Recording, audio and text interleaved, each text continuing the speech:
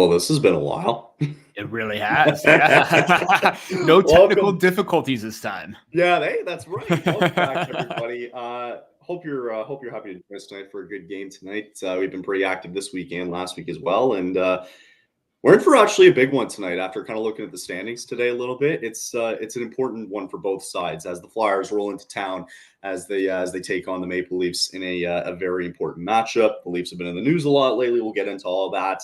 And we'll get into how the lineups for tonight and the importance overall of this game before we get started tonight. Peter, you ready for a big one tonight? I'm ready. I mean, I'm just excited to be back on and doing these because it has been a while. I know we were supposed to do that Calgary Flames game, but circumstances really didn't quite work out. And you know what? That would have been a good one if I was actually watching that game with you. That would have been hectic because of the whole Matthews hat trick, everything like that.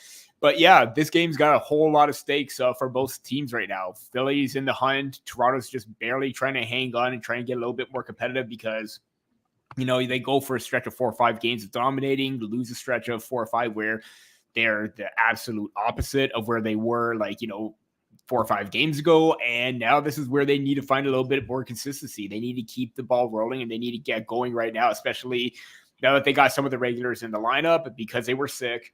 Now is the time to try and, piece it all together because they looked absolutely fantastic. And it was one of their better games against the Blues on Tuesday. Yeah, it was a great response by that team, right? And we obviously saw what happened Saturday. We'll get into that a little bit from a Leafs perspective on your side of it. And we'll see what happens too. Maybe we'll find out later in the game that's because Morgan Riley is appealing the suspension. We'll see what happens there. In terms of tonight, though, let's get perspective here and show you. So these are the current standings. I can't do the wild card stuff. This is just the way it is. It still gives you a good idea, though, because I actually like the color-coded layout.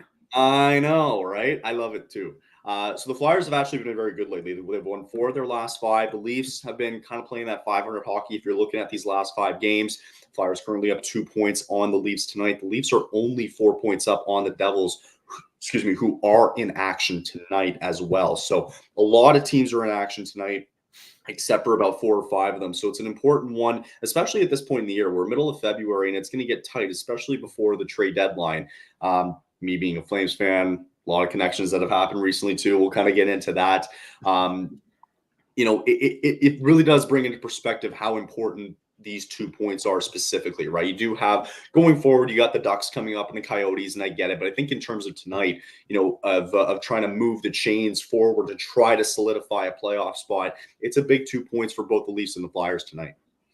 Absolutely. Yeah. Both teams have a lot riding on this game right now. And, you were showing those standings right there.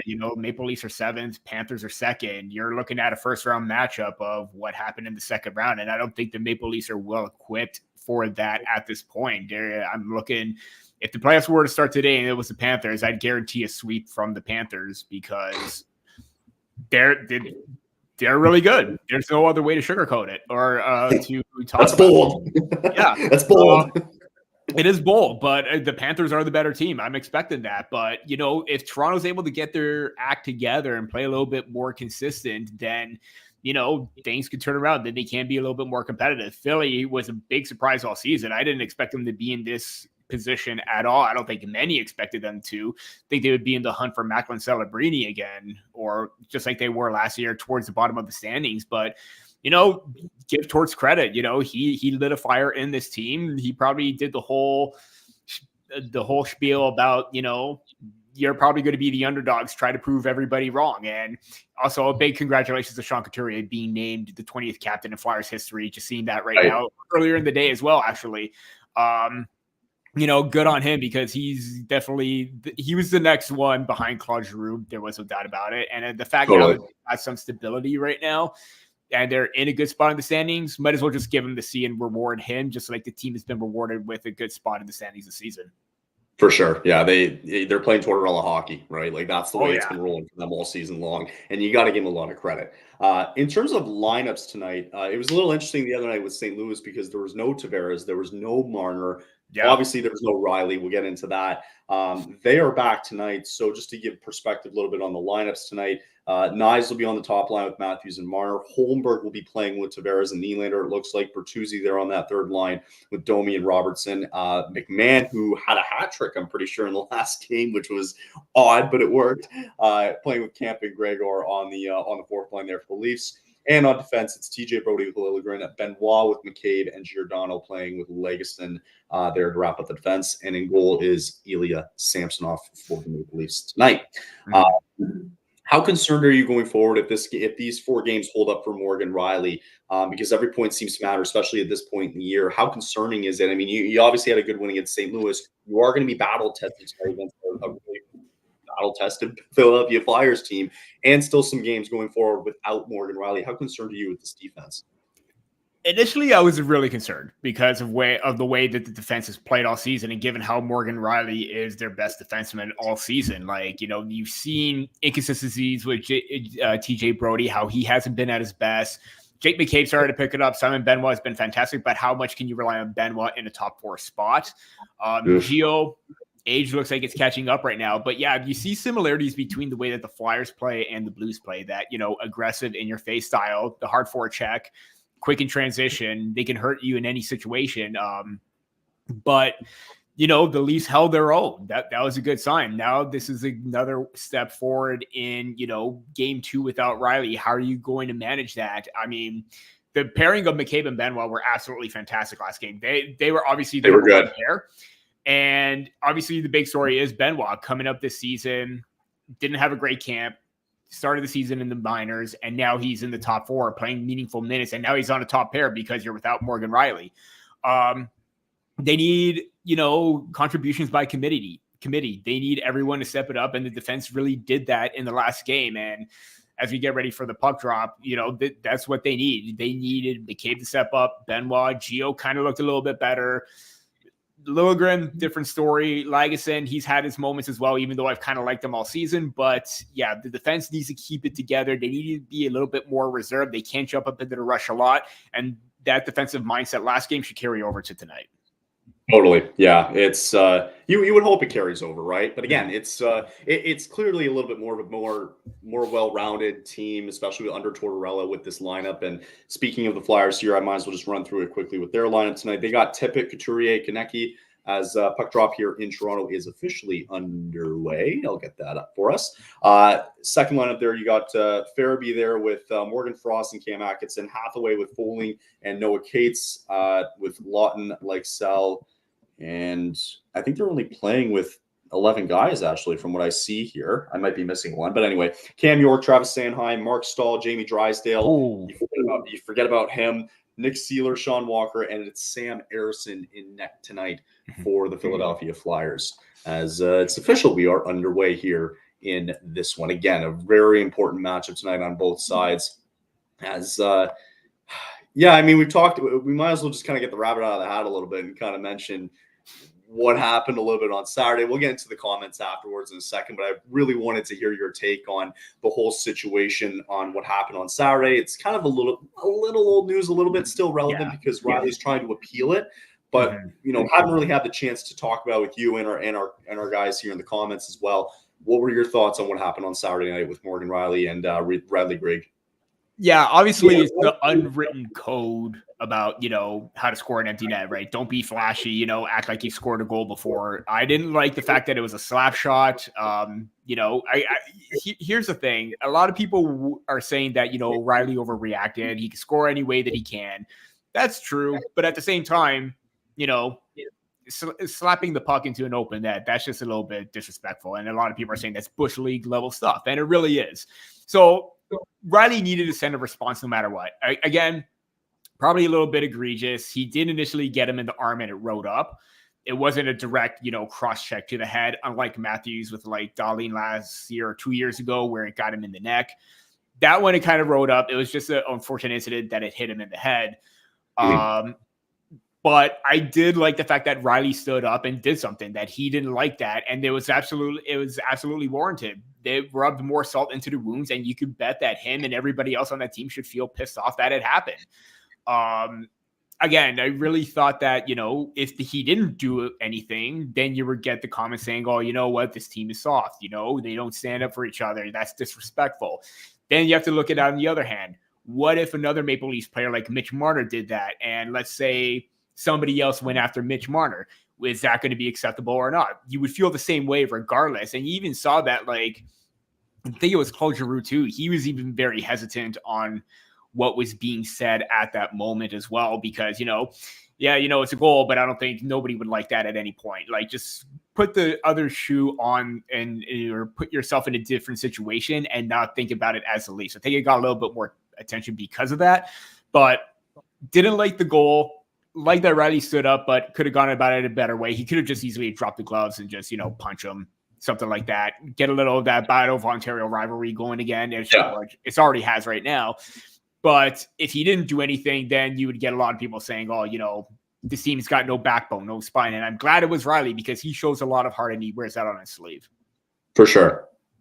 I don't know if you're going to really like my response to this. I'll go right ahead. So I agree. Like, I think in the sense for Riley, like, yeah, like you have to go after that.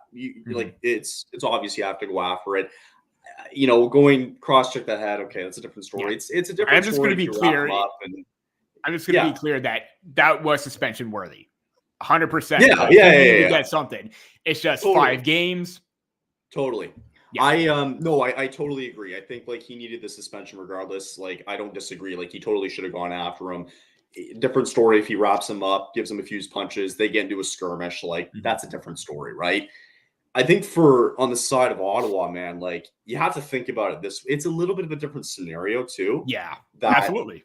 You're playing there and it's about 80% Leaf fans, right? And the Sens have had their number all year long too, right? They have. Clearly that's not going through this guy's head when he's going down on a breakaway to an empty netter. But, to me personally, you can do a triple axel backflip and get the puck in the net, and I wouldn't care.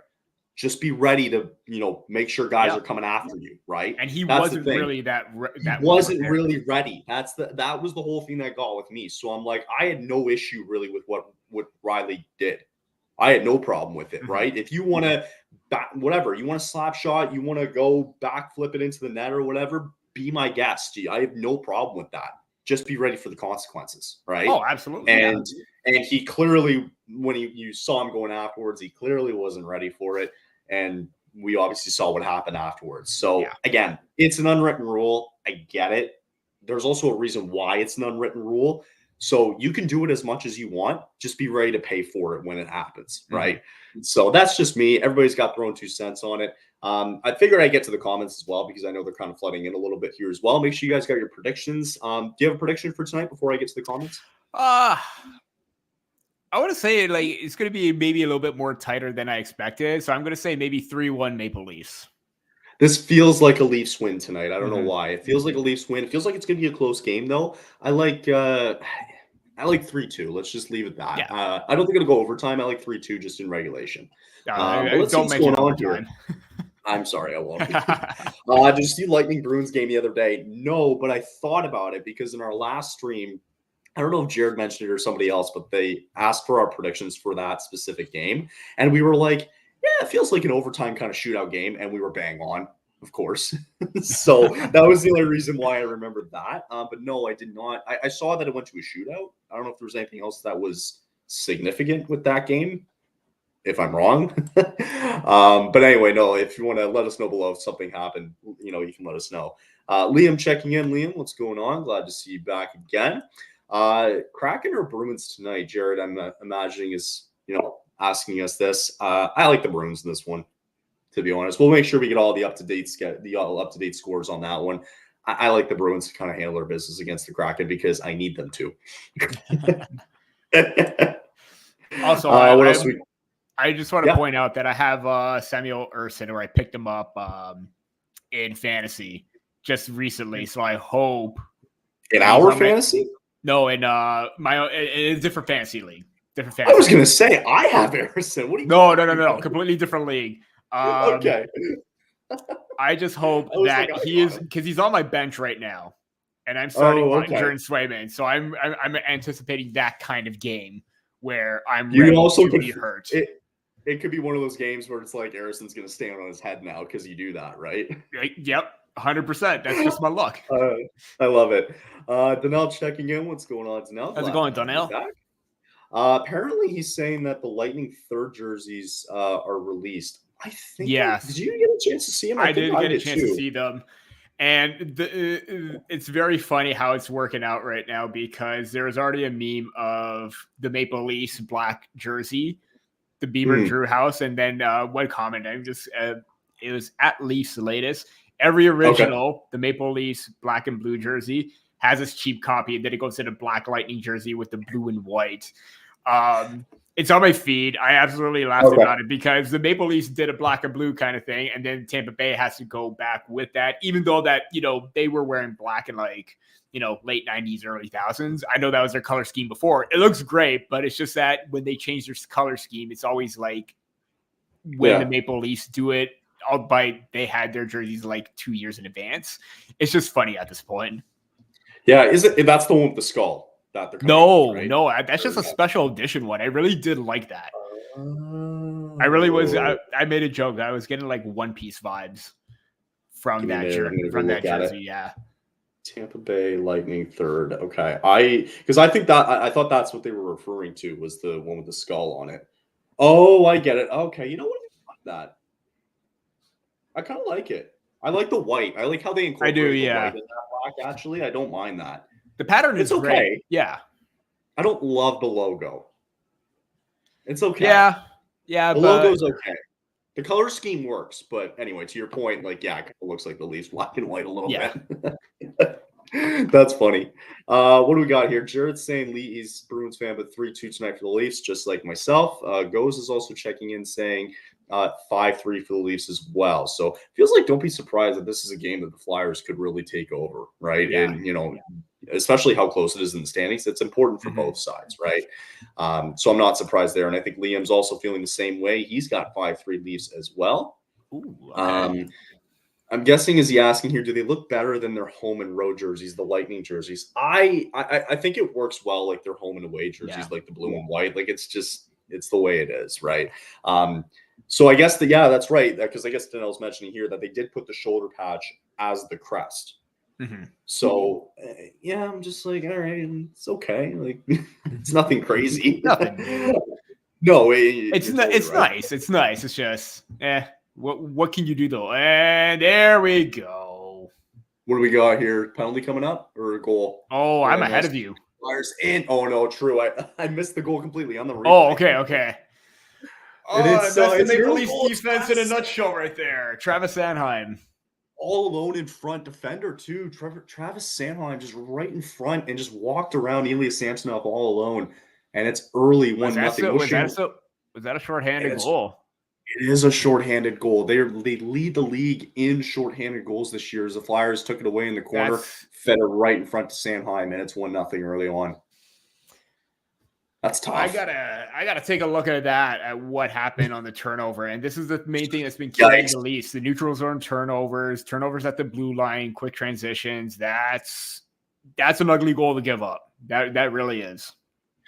So I imagine can't fault Samsonov there either. Because he's all maybe this kind of leads in a little bit to a conversation, right? Because clearly with Riley out, it now brings up, with the deadline being here in about 2.5 weeks, give or take, about the Leafs probably adding some defensemen at the deadline. And it feels like that's the way it's going to go. And it appears that they could possibly be big suitors for Chris Tanev or Noah Hanifin, wherever they decide to swing, and how much they're also willing to give up at the same time. Having said that, I also heard a really big rumor today as well on Twitter, if you would like to hear as well, that there could be a potential package if the Leafs are interested in a goaltender in Jacob Markstrom. If Markstrom and Hanifin were included in a package, Mitch Marner would be involved. I think it's too early. I think it's too early at the deadline, especially when they're trying to get in.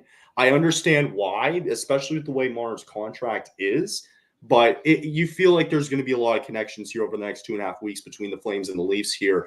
what are your senses here on what they could acquire, what they're willing to give up for said defenseman? What's your take on the whole thing?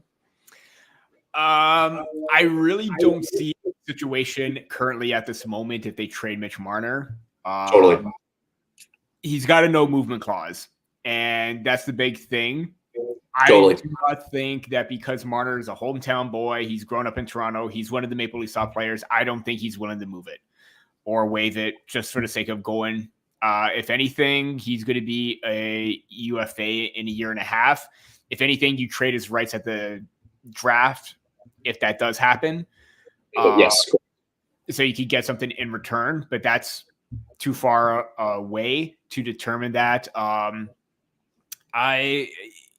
A package deal with Markstrom and Hanifin would be interested. I think more Tanev is up their alley because he's that stay-at-home, shut-down defenseman kind of guy, kind of like what Zadorov was when that whole rumor thing happened with Dan Milstein. Hey, Maple Leafs fans, get your tickets or whatever. I feel like they're going to go like more of a stay-at-home, two-way kind of guy than a more offensive-minded D-man in Hanifin. If that is the case, I don't think that Marner would be moved in any deal at this point. I know that Toronto's going to be very hesitant to move picks, prospects, all of those players, unless they're getting a player with term, and it's going to be maybe for longer than maybe a year or two. If they're getting good, if they're going to get a young high-end player or a package deal where they get term and length on that, I don't think it's going to be for rentals. Like, I'm pretty sure Markstrom is still signed. Is he? Yeah, so he's on Markstrom's still signed. It's Hanifin that's the UFA. I don't think that that's going to be the case. But then again, Brad Treliving has had a lot of connections to these players, so Calgary is going to be in the crosshairs no matter what. Totally. I don't think it's out of the realm of possibility. And I'll say this, and I'll go back to the comments here in a second. But the problem is trying to get together a big pack. I didn't like it either when I saw it earlier, because trying to get a big package together, and this isn't really a shot at your team here, but from a Flames perspective, but there's not a lot of valuable assets that we could get, especially when there isn't, getting told that we're keeping Fraser Minton, we're keeping Easton Cowan, we're keeping Matthew Nyes, right? It's like, okay, well, if you're going to acquire a guy like Noah Hanifin, or even if Markstrom was included, I think Tanev's a bit different, because if you get Tanev, then maybe depending on a prospect that you have, it might cost you a first or a second, give or take.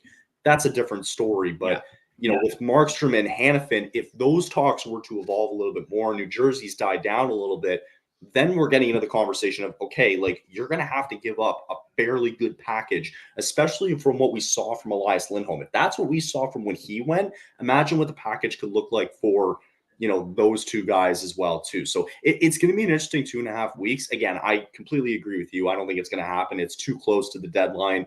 It's clearly a big decision, but hey, I think it feels like to me that Tanev is going to be a Maple Leaf at some time soon. I think the Leafs need it more than ever, and he would fit perfectly on this team.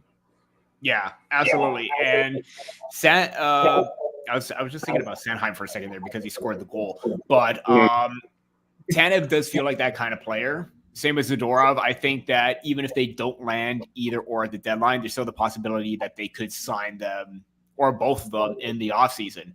Or maybe Tanev, not sure, maybe he's going to be capable of handling for top 4 minutes anymore because of that injury concern. But, maybe there's that possibility that Zadorov could still be a 4 to 6 defenseman that could be a factor and be physical and be that shutdown guy that you really can rely on. And the bullet of a shot really says it all too.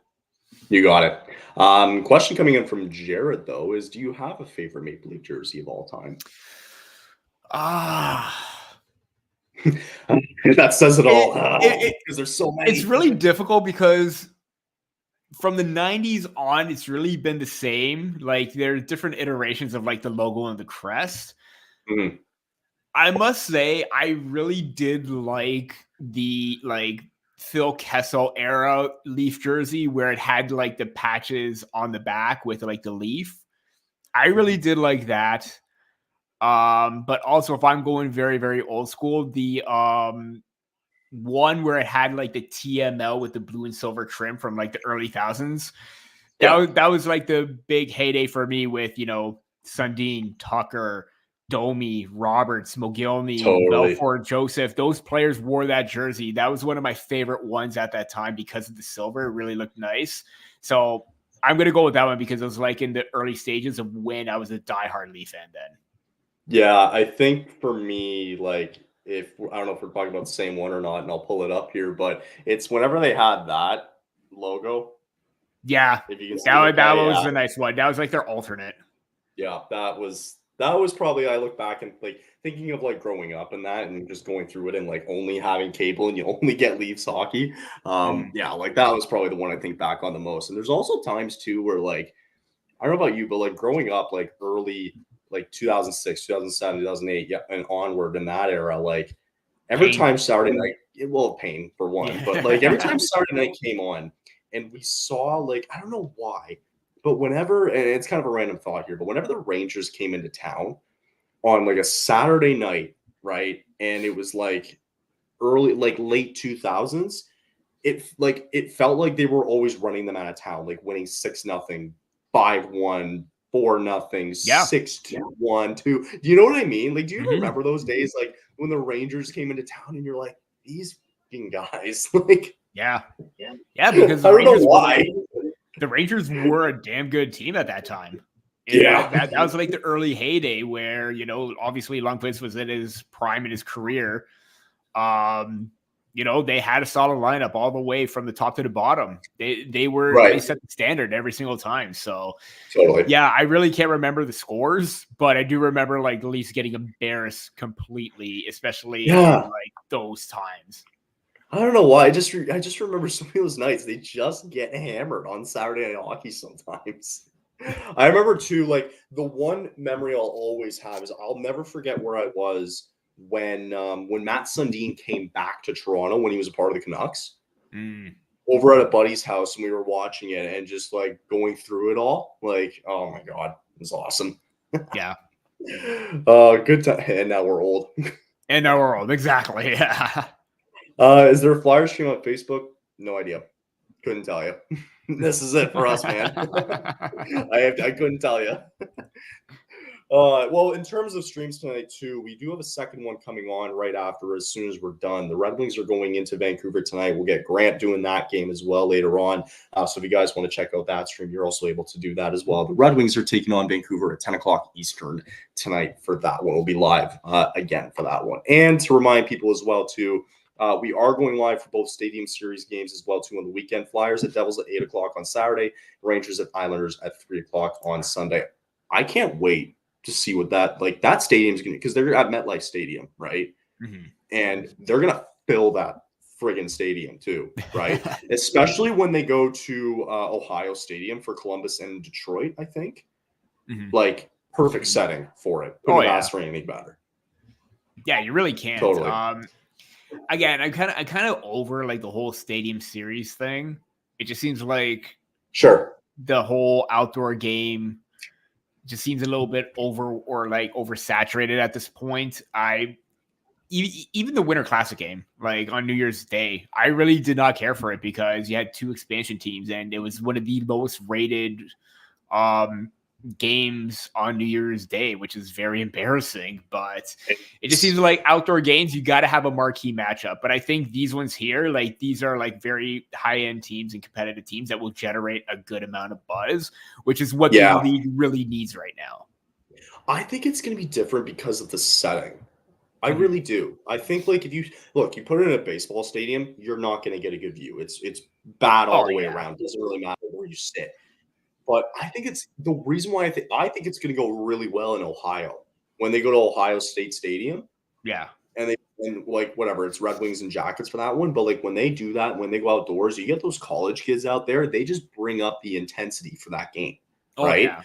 Even for this weekend too, like if you can pack that stadium at MetLife Stadium, beautiful. Right. Like it just makes the intensity like so much better, I think, rather than sticking these guys in a ballpark, right? The ballpark for me just doesn't work. Yeah. If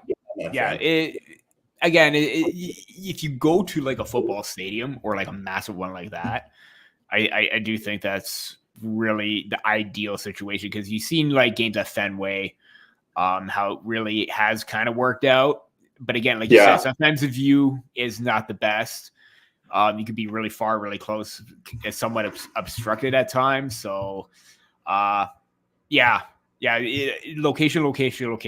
That's all that matters at that point. So for when they did Toronto Buffalo, that was at Tim Hortons Field, right?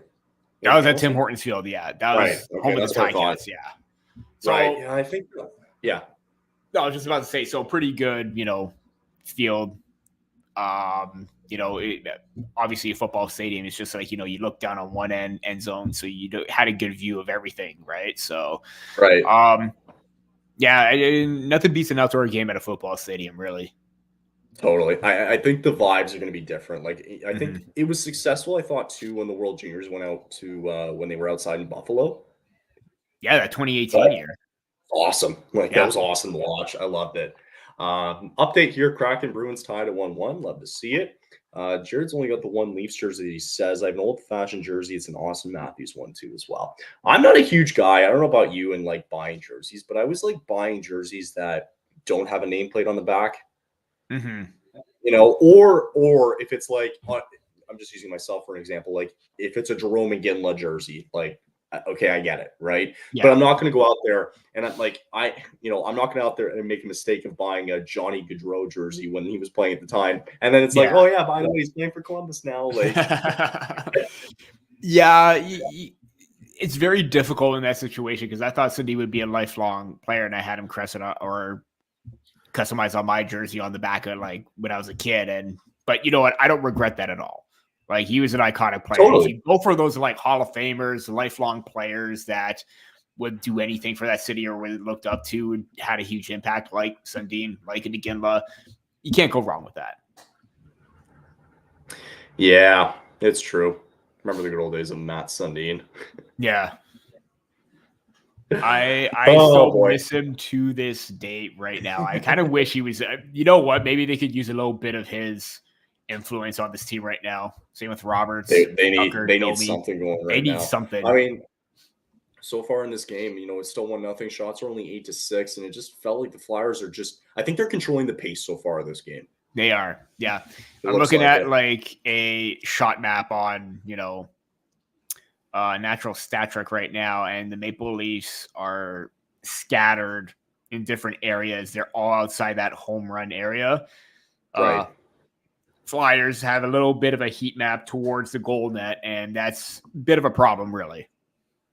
Especially on Ilya Samsonov, who's been up and down all year long, too, right? I think you're hoping that Joseph Woll is coming back fairly soon. I think within the next week or so, they would have a good idea of when he could get into some games. But I will say this, we've all been harsh critics on Samsonov, like everyone in Leafs Nation, because he struggled big time.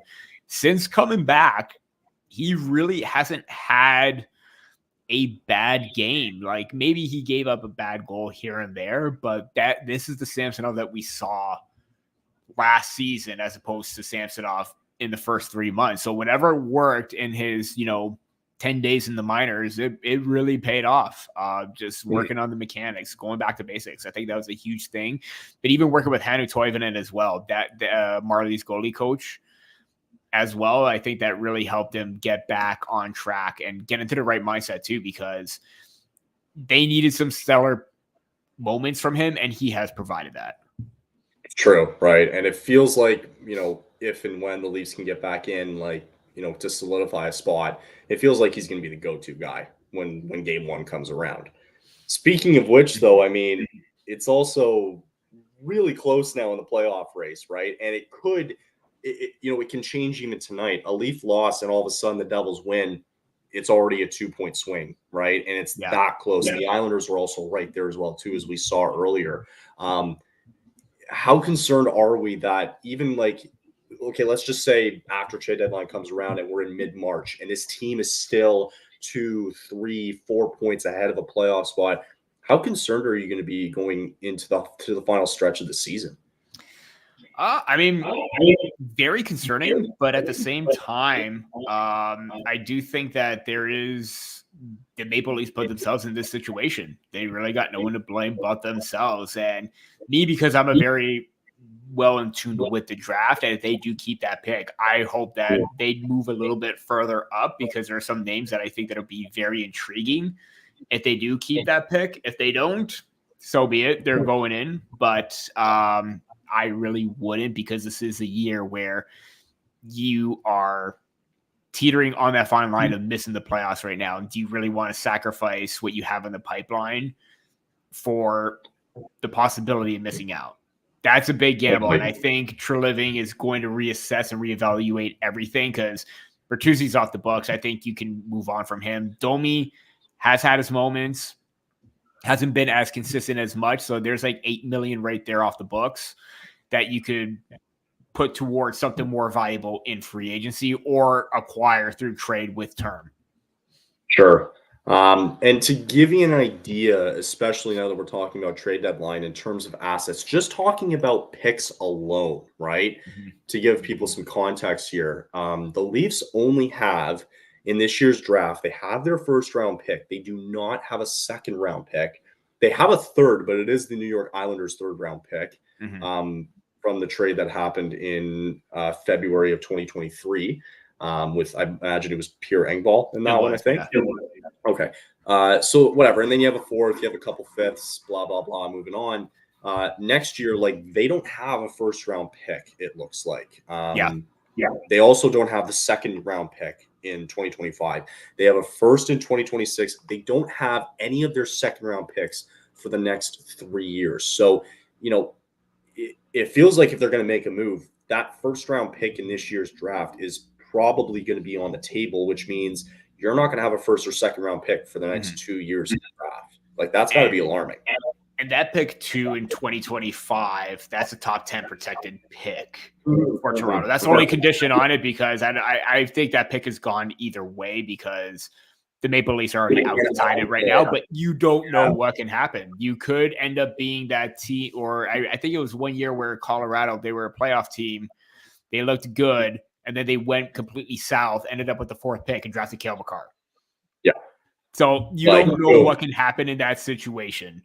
And if they do manage to get into that top 10, I think that the 2025 draft is supposed to be another pretty solid one, especially top 10 wise. So if they do get it, knock on wood, let's hope they don't. Sure. But yeah, we'll see what happens. Again, it's still like another year away. There's correct. Like, there's still, like, we're looking too far in advance. As Nice has a good chance that puck gets deflected and goes out of play in that one. 2 minutes to go here in the first. 1-0 Flyers. Yeah, like, it's too far to say, right? But I think I always go back to, and this is not just against Toronto, this is against other teams who are kind of in the same boat a little bit. But I always go back to St. Louis, how they were also in a playoff spot and they just pulled the plug because they knew that they weren't good enough, right? Yeah. And so I imagine, like, again, not saying Toronto here in this case, but again, you can make a good argument for it. You know, there's a lot of teams out there that could be in that same situation where they're like dangling, but it's like, dude, if you know you're not good enough to get in, and you know you don't have a good core to go on a deep run, like, you know, it's tough, right? Like, would you rather be prepared for the future, right? Which it appears, again, in my shoes here, like what the Flames are going to be doing come deadline. We'll see who goes in that. But it's going to be, I think, compared to last year and years past, this deadline is going to be so interesting for so many teams. Yeah, because there are a lot of hypotheticals and what ifs. There's not a lot of certainty at this point. Mm-hmm. Because right now, like, aside from the Monahan and the Lindholm deals, it's been pretty quiet. Like, there's not a whole, especially if a lot of teams are looking for a goalie right now. But aside from Markstrom, what else is there? Obviously, maybe John Gibson from Anaheim, but there's no guarantee that they want to let him go. Unless Saros' name has been brought up. Saros has been thrown around as well. But you could expect that, you know, that they're going to ask for a good ransom or a good return for him because of how valuable he could be and what he has been in the past. Obviously, the Predators haven't been that great, but his numbers don't lie. I mean, it's very, proven. Yeah, he has been proven. And that's the thing too. I think a lot of teams want to bulk up on in goal and on defense, but aside from those top names, there really isn't a whole lot unless teams can get creative. Yeah, and I mean, you have to, right? And I think for, you know, whoever you are trying to acquire a John Gibson, a Jacob Markstrom, a UC Saros, like, you're going to have to pull out your big wallet for that, Oh, yeah. right? Like, it is going to cost you, right? If, again, saying this again, like, if there's any indication of what we saw for Elias Lindholm, I can't imagine what a goaltender is going to cost you, right? In the likes of Markstrom or Saros, for example, like that kind of package is going to be monumental. And again, if you're Calgary, like, you throw in Noah Hannafin with that package just grows, right? Mm-hmm. So, yeah, I mean, I know it's a Leafs game here, but to quickly, kind of fill on that, if I am Calgary, I am trying to trade Jacob Markstrom before the deadline because you've got him at his highest value, and you don't want to hold on to him into the offseason because there's that uncertainty. You don't know what he's going to be like. I would love to trade him to New Jersey, to be honest with you. It was unfortunate that there was the retention in salary, but I heard that rumor where they had something in place and then it kind of fell through right away. So what happened was Murray Edwards, the owner of the Flames, basically stepped in and said, "You're not doing that. We can't retain any Markstrom money for the next 4 years. We're not doing that." And I don't blame him at all. I don't think we should retain him at all. Mm-hmm. I mean, $6 million is still decent value, and considering how he has been inconsistent to the start, he has picked it up, and he's been one of the better Flames players in the second half, which is why they're so kind of in it. Totally. And actually, here, I'll bring this up beforehand. Like, for Hannafin, like, he'd be a great fit even too for Toronto. But again, the problem becomes like, what are you willing to give up? Salary retention. What are you also willing to give up? Like, for Hannafin, it's probably going to cost you at first, as there's now a skirmish here, as Bobby McMahon's getting in on it here with, I think it's Morgan Frost. That is Simon Benoit. Sealer. Simon Benoit with Sealer. Okay, I thought it was McMahon on the ground there, as they're all going at it. They're all going, yeah. Oh, and it was McMahon there with Sealer. Never mind.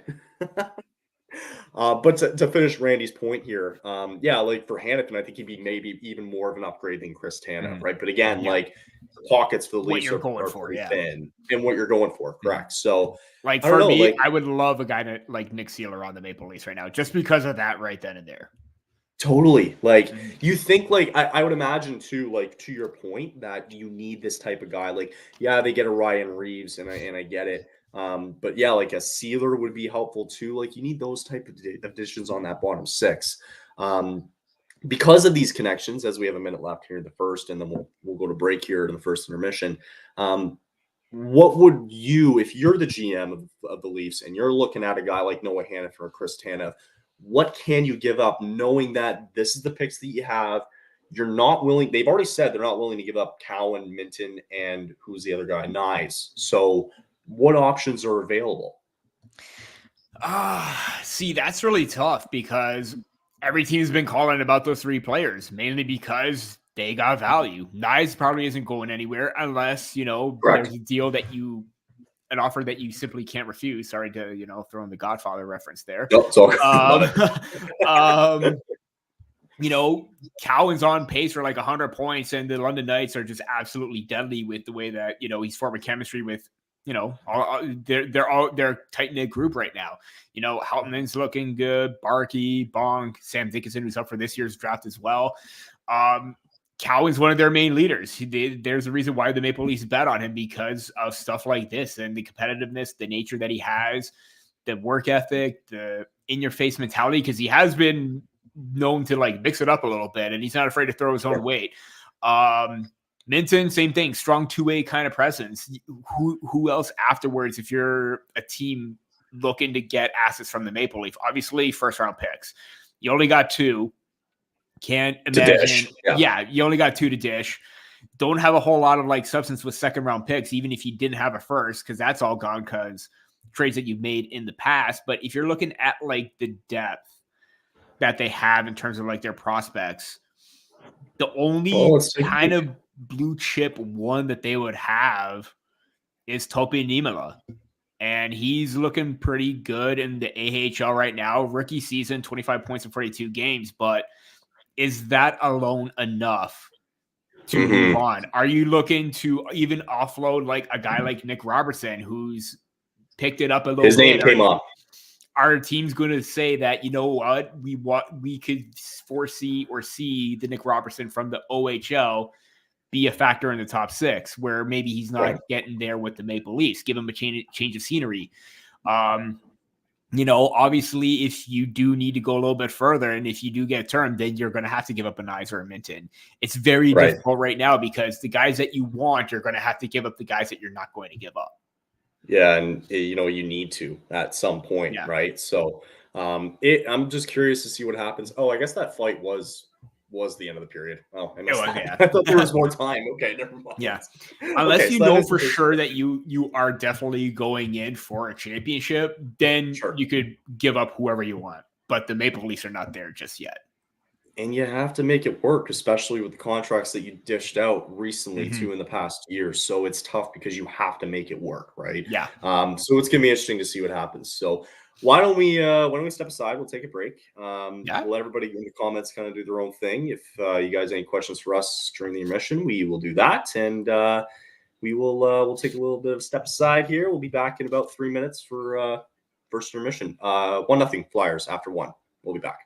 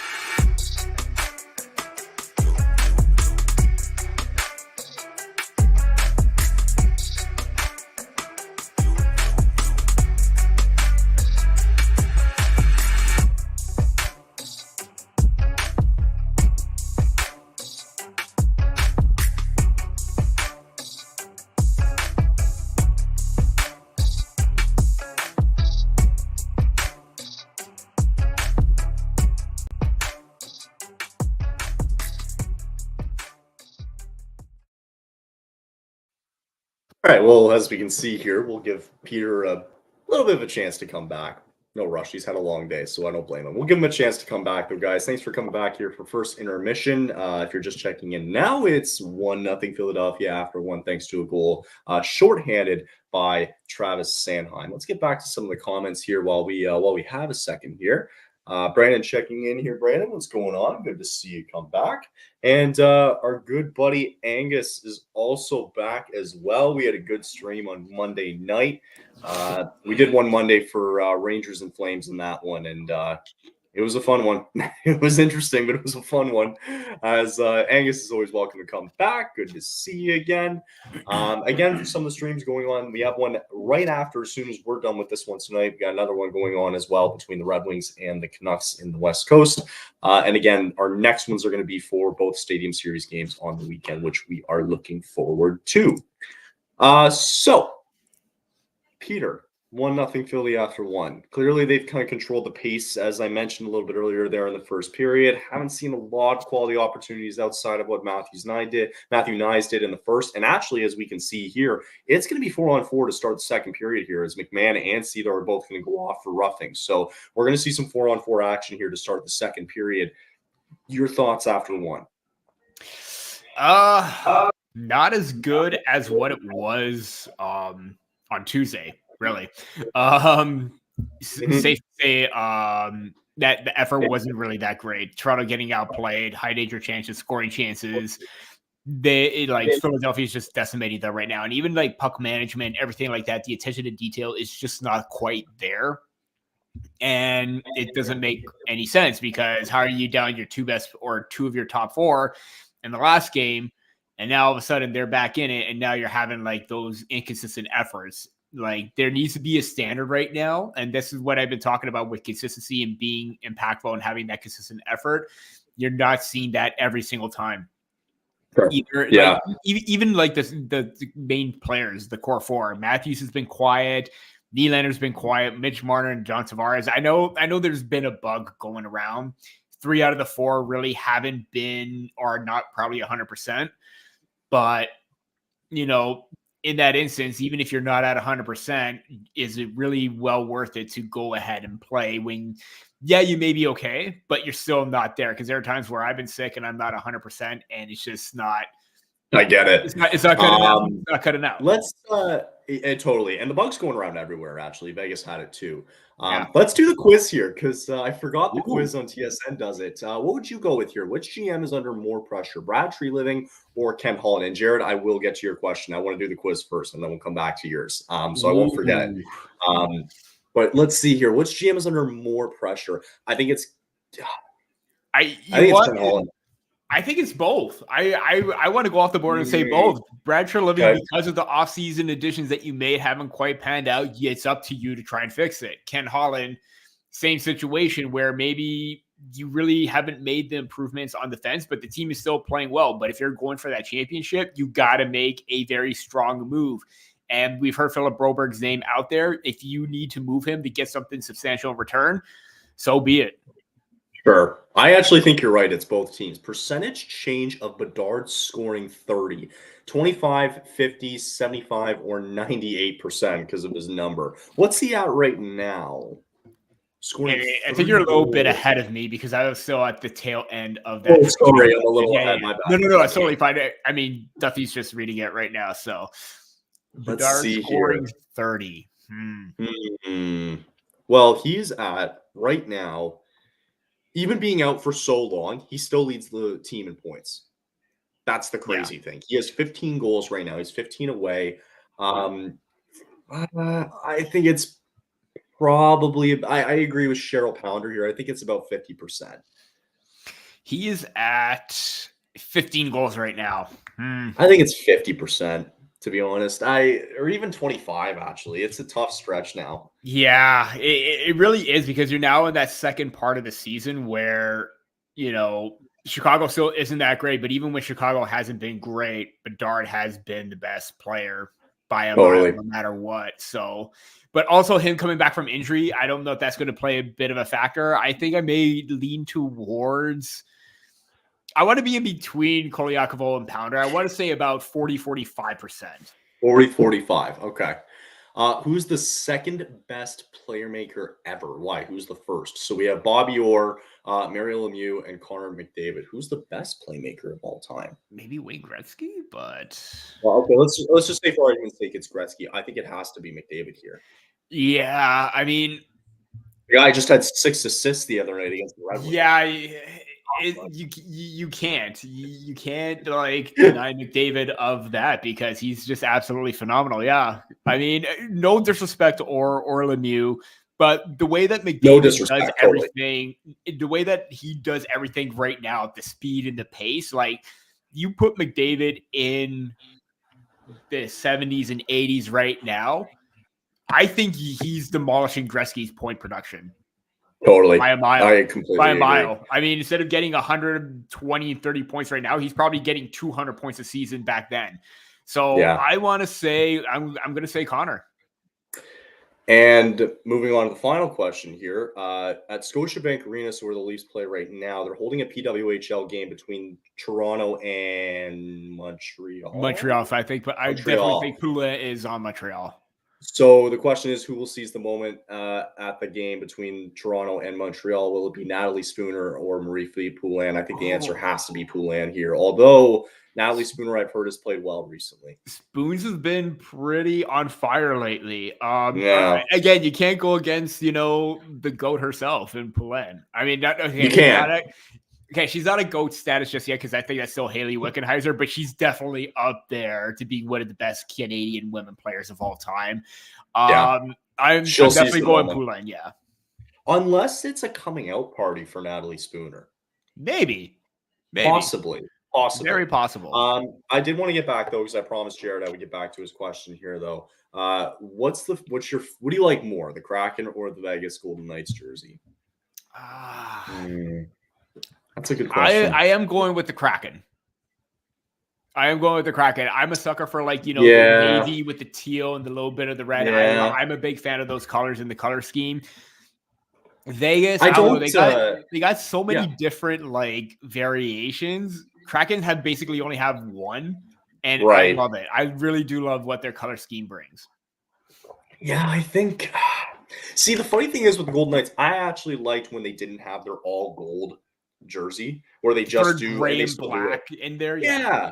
I actually think it works well now after seeing it for a couple of years now. I like it. Mm-hmm. But I'm gonna agree. I think the Kraken navy blue is real nice, and it just flows. Everything flows with it. I love everything about it. Even when everything was announced, I was more of a fan of the Kraken's logo and jersey than I was of the Golden Knights.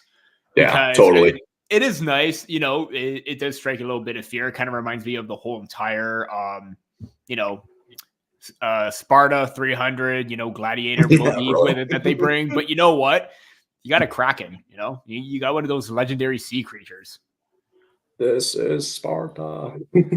I gotta go back. I actually had my aunt went to a Seattle Kraken game when the Leafs were there recently. And she sent me this whole video of the opening, before the players got on the ice, hyping the fans up, the theatrics and all that. It's sensational. It's unbelievable. I couldn't they almost matched the intensity of. I mean, Vegas does it the best, but you got to put the Kraken right up there in terms of getting the fans hyped up for a game. You go to an Ottawa Senators game, they don't have the budget for it. they can't do it, right?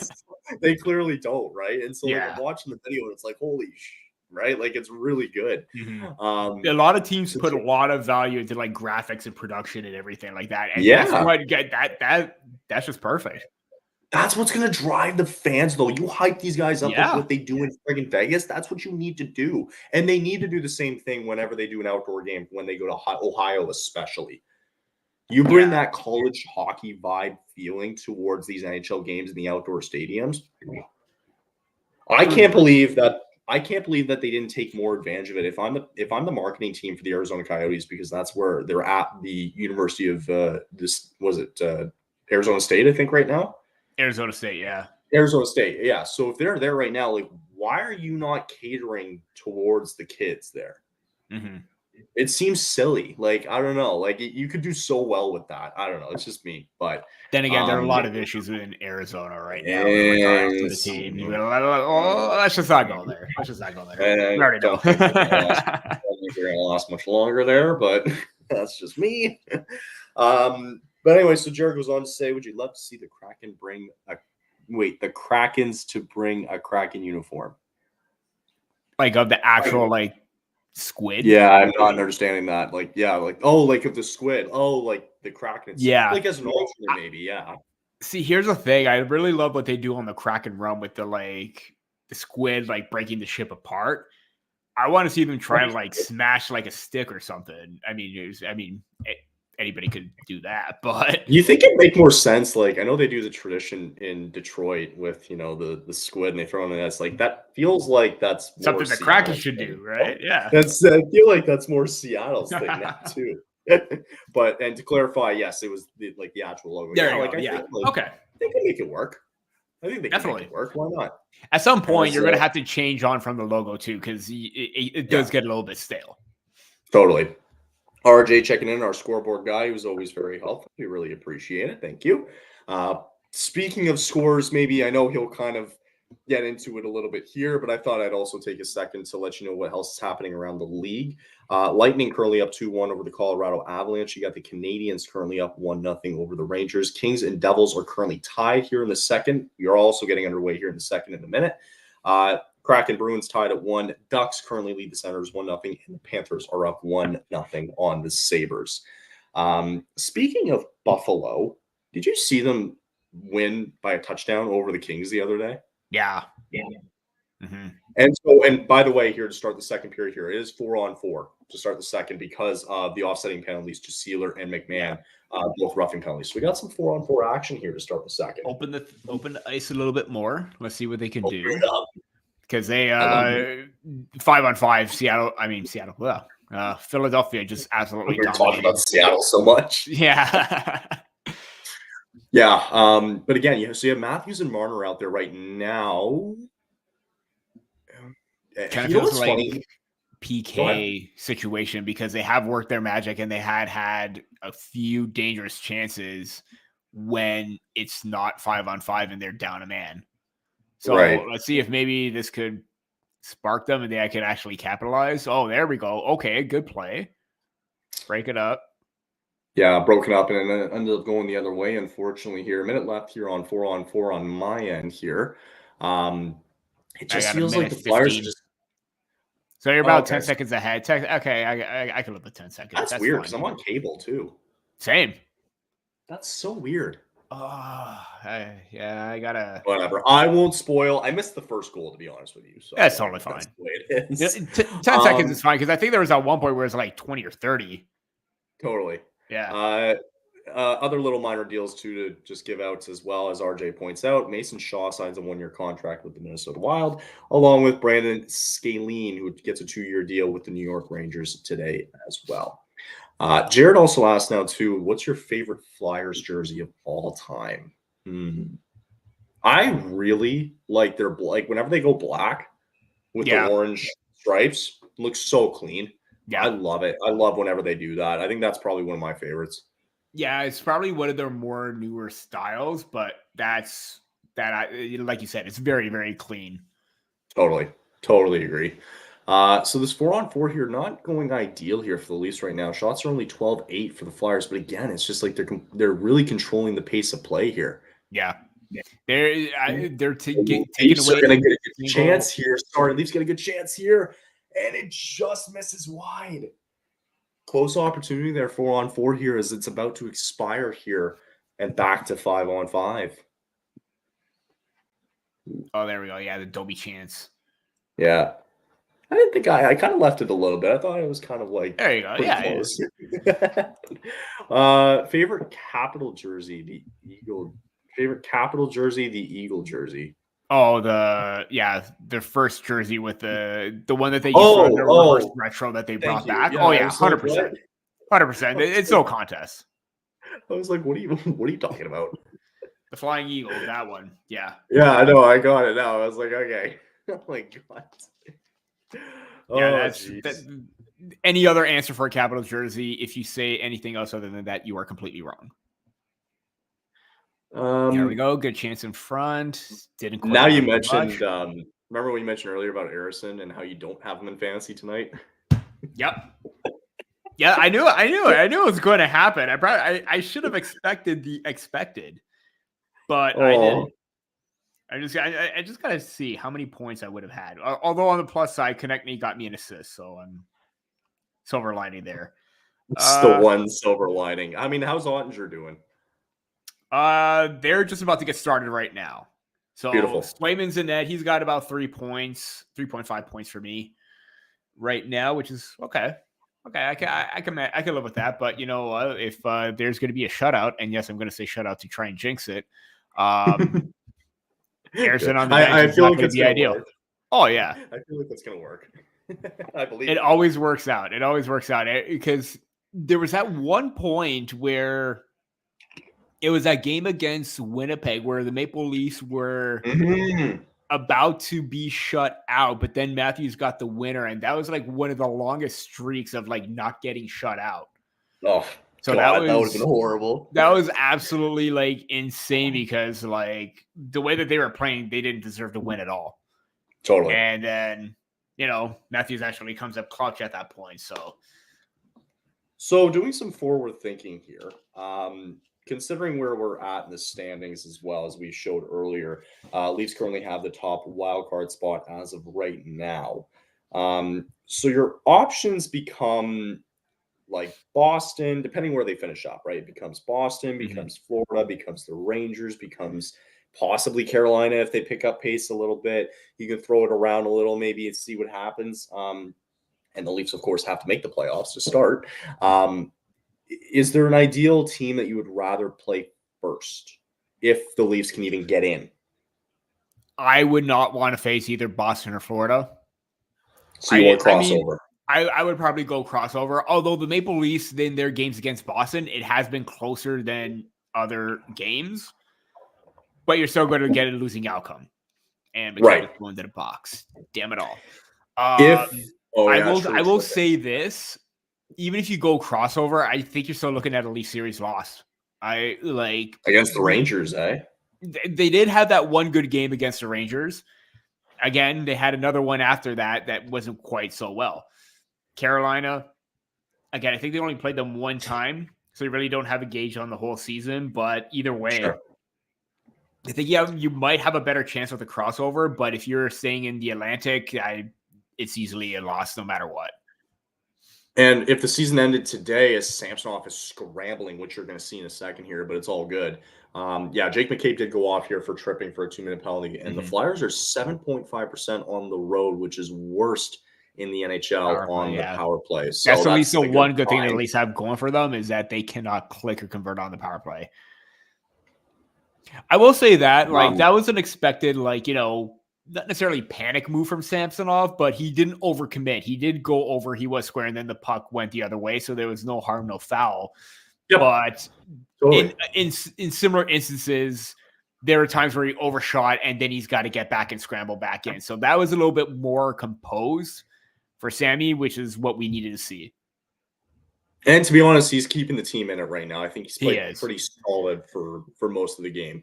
I'm getting again, Winnipeg Jets game where vibe where they were 0-0, 2-0. He shuts the door, and now he's getting peppered with shots on the power play because the guys in front of him are just running around like chickens with their head cut off. Like the defense is not helping. Yeah. Just getting back here to the comments real quick. May have been a little bit of interference because he did get him in the arm, but I saw that too. Yeah.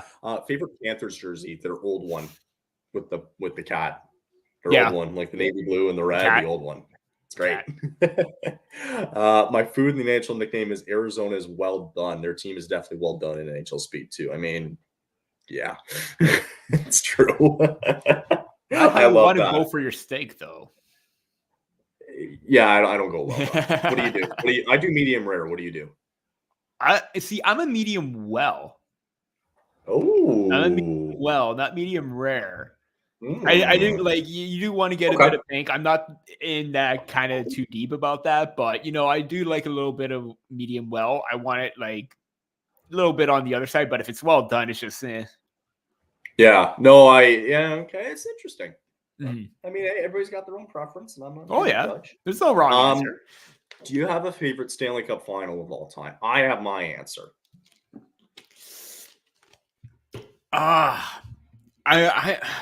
That Tampa Bay Calgary one. That damn. Sorry to bring that up. Probably a bad example, but in terms of we won the cup. I'm sorry. In terms of the intensity, again at that time I was going for Calgary.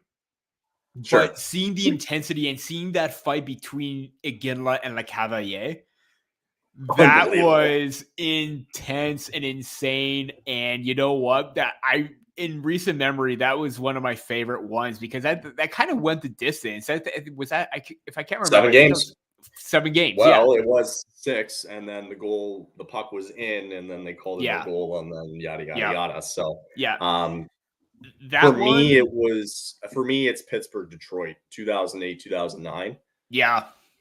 Oh, the dying seconds with Marc-Andre Fleury making that save. That the whole it was like the players that were. If you just go back and you look at the players on those two teams, the Red Wings were stacked. They were a dynasty at the time. Mm-hmm. They were unbelievable. And then I guess I don't know, maybe more recently, I don't know. Has there been a final that maybe in the last 5 years that you've thought was been really good? Last 5 years, give or take. I didn't love the one Colorado Tampa one was. I love that Colorado Tampa one. I really thought that was very, very intense. Colorado Tampa was good. Yeah. Yeah. Especially with the whole. I can't remember what happened, but I think Nazem Kadri got a goal on that one, and that was very ecstatic for him because he was getting close to that point. I think he got one of the overtime winners too. Or I'm gonna have to go back. Yes. I'm gonna have to go back and look at the actual Stanley Cup record, but that final itself was really fun. I think he got the game 4 over or a winner or whatever. I don't know what it was, but anyway, I think one of the recent ones that I actually like too was St. Louis and Boston. How that went the distance. Yeah, that was actually a good one. I didn't see the last coming. Unfortunately, just comment it again and we'll bring it up for you. Jersey was game 4. Bruins. Game 4, Nazem Kadri game winner. That's what I was like. Yes, I called it. Yeah. 2011 Canucks and Bruins. I think is pretty iconic, dude. That's an iconic one. The riot afterwards. Yeah, that's a good one. Yeah, I thought they were supposed to make a a series on it, a docu-series. Oh man, I thought they were supposed to make a series on it. Can't remember if it actually went through, but I did hear a rumor about that. That would have been fun. They were gonna do I think it was a 30 for 30 ESPN thing where they were supposed to go my god, that would have been awesome. I think that still would be awesome to see. I would love for them to make that. Yeah, 100%. So they killed the power play, which is good, but still shots are now 18-9 for Philadelphia here. As really you can tell, you mentioned earlier, with the defense, they're just running around with their chickens, with their heads cut off, and it just for me, it just comes back down to the pace here. They're controlling the ice here.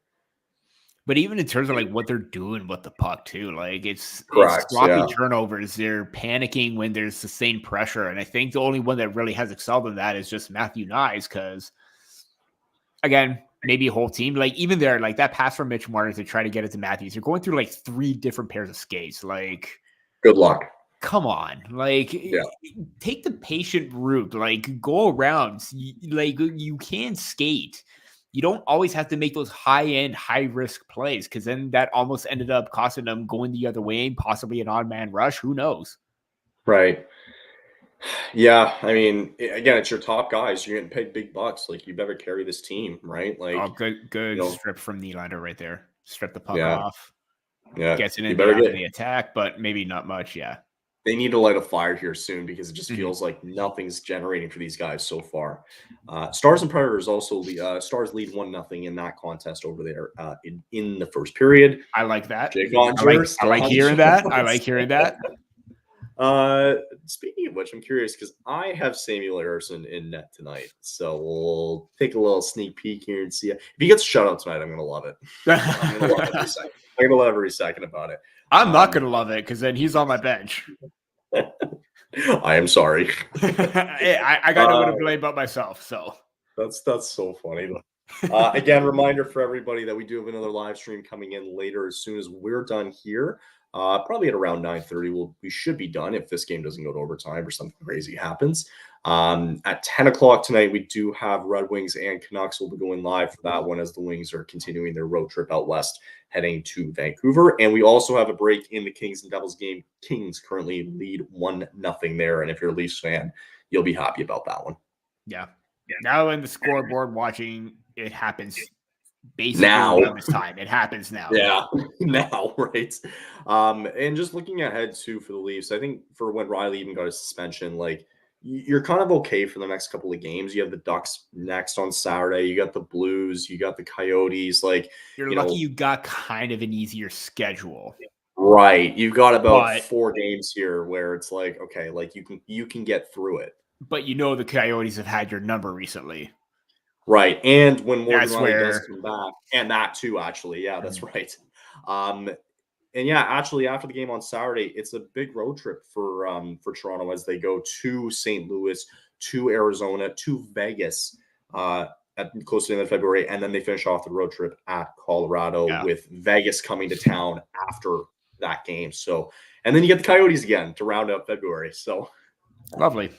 But again, like for me, it's like when I look at your guys' schedule, March is the month. Right? Yeah. Because you get all your Western teams out of the way here in February. But I'm going to list off some of the guys that you're going to play here in March. Like Rangers, you get the Bruins twice. You get the Flyers again. You get the Flyers twice, actually, in March. You get the Hurricanes. You get the Capitals. You get the Hurricanes again. You get the Devils twice as well, too. You get Florida. You get Tampa. Actually, you get the Devils 3. You get the Devils 3 times. Yeah. A lot of conference matchups, and even so, I think right now the Maple Leafs still have like a game 2. Yeah, they have at least 3 games in hand on like teams ahead of them too. So like Boston Florida is 2, Tampa Bay is 3.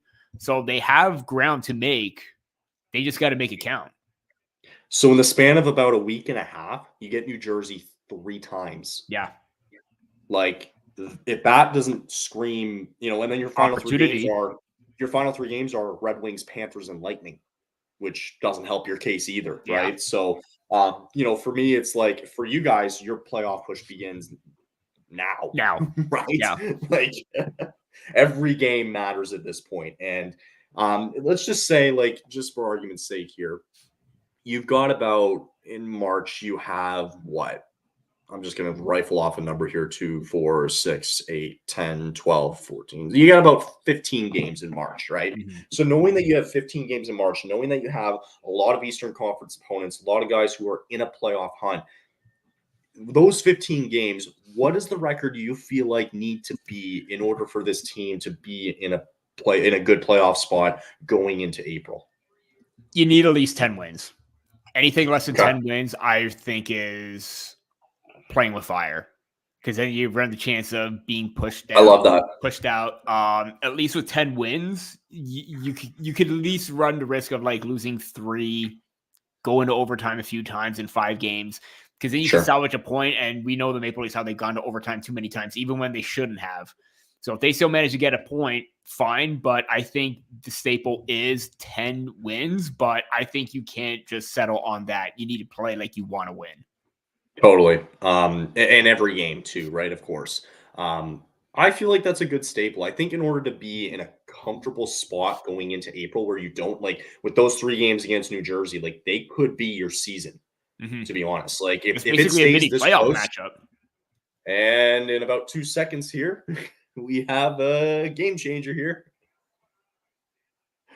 Oh man, and it's who else? I'll give you a second to react. God. Is this? Let's go. There you go. There it is.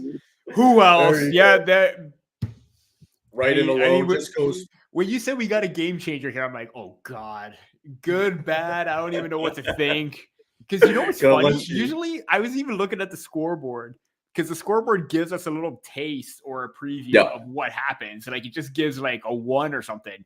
Hasn't even done that yet, but look at that, all alone over the globe.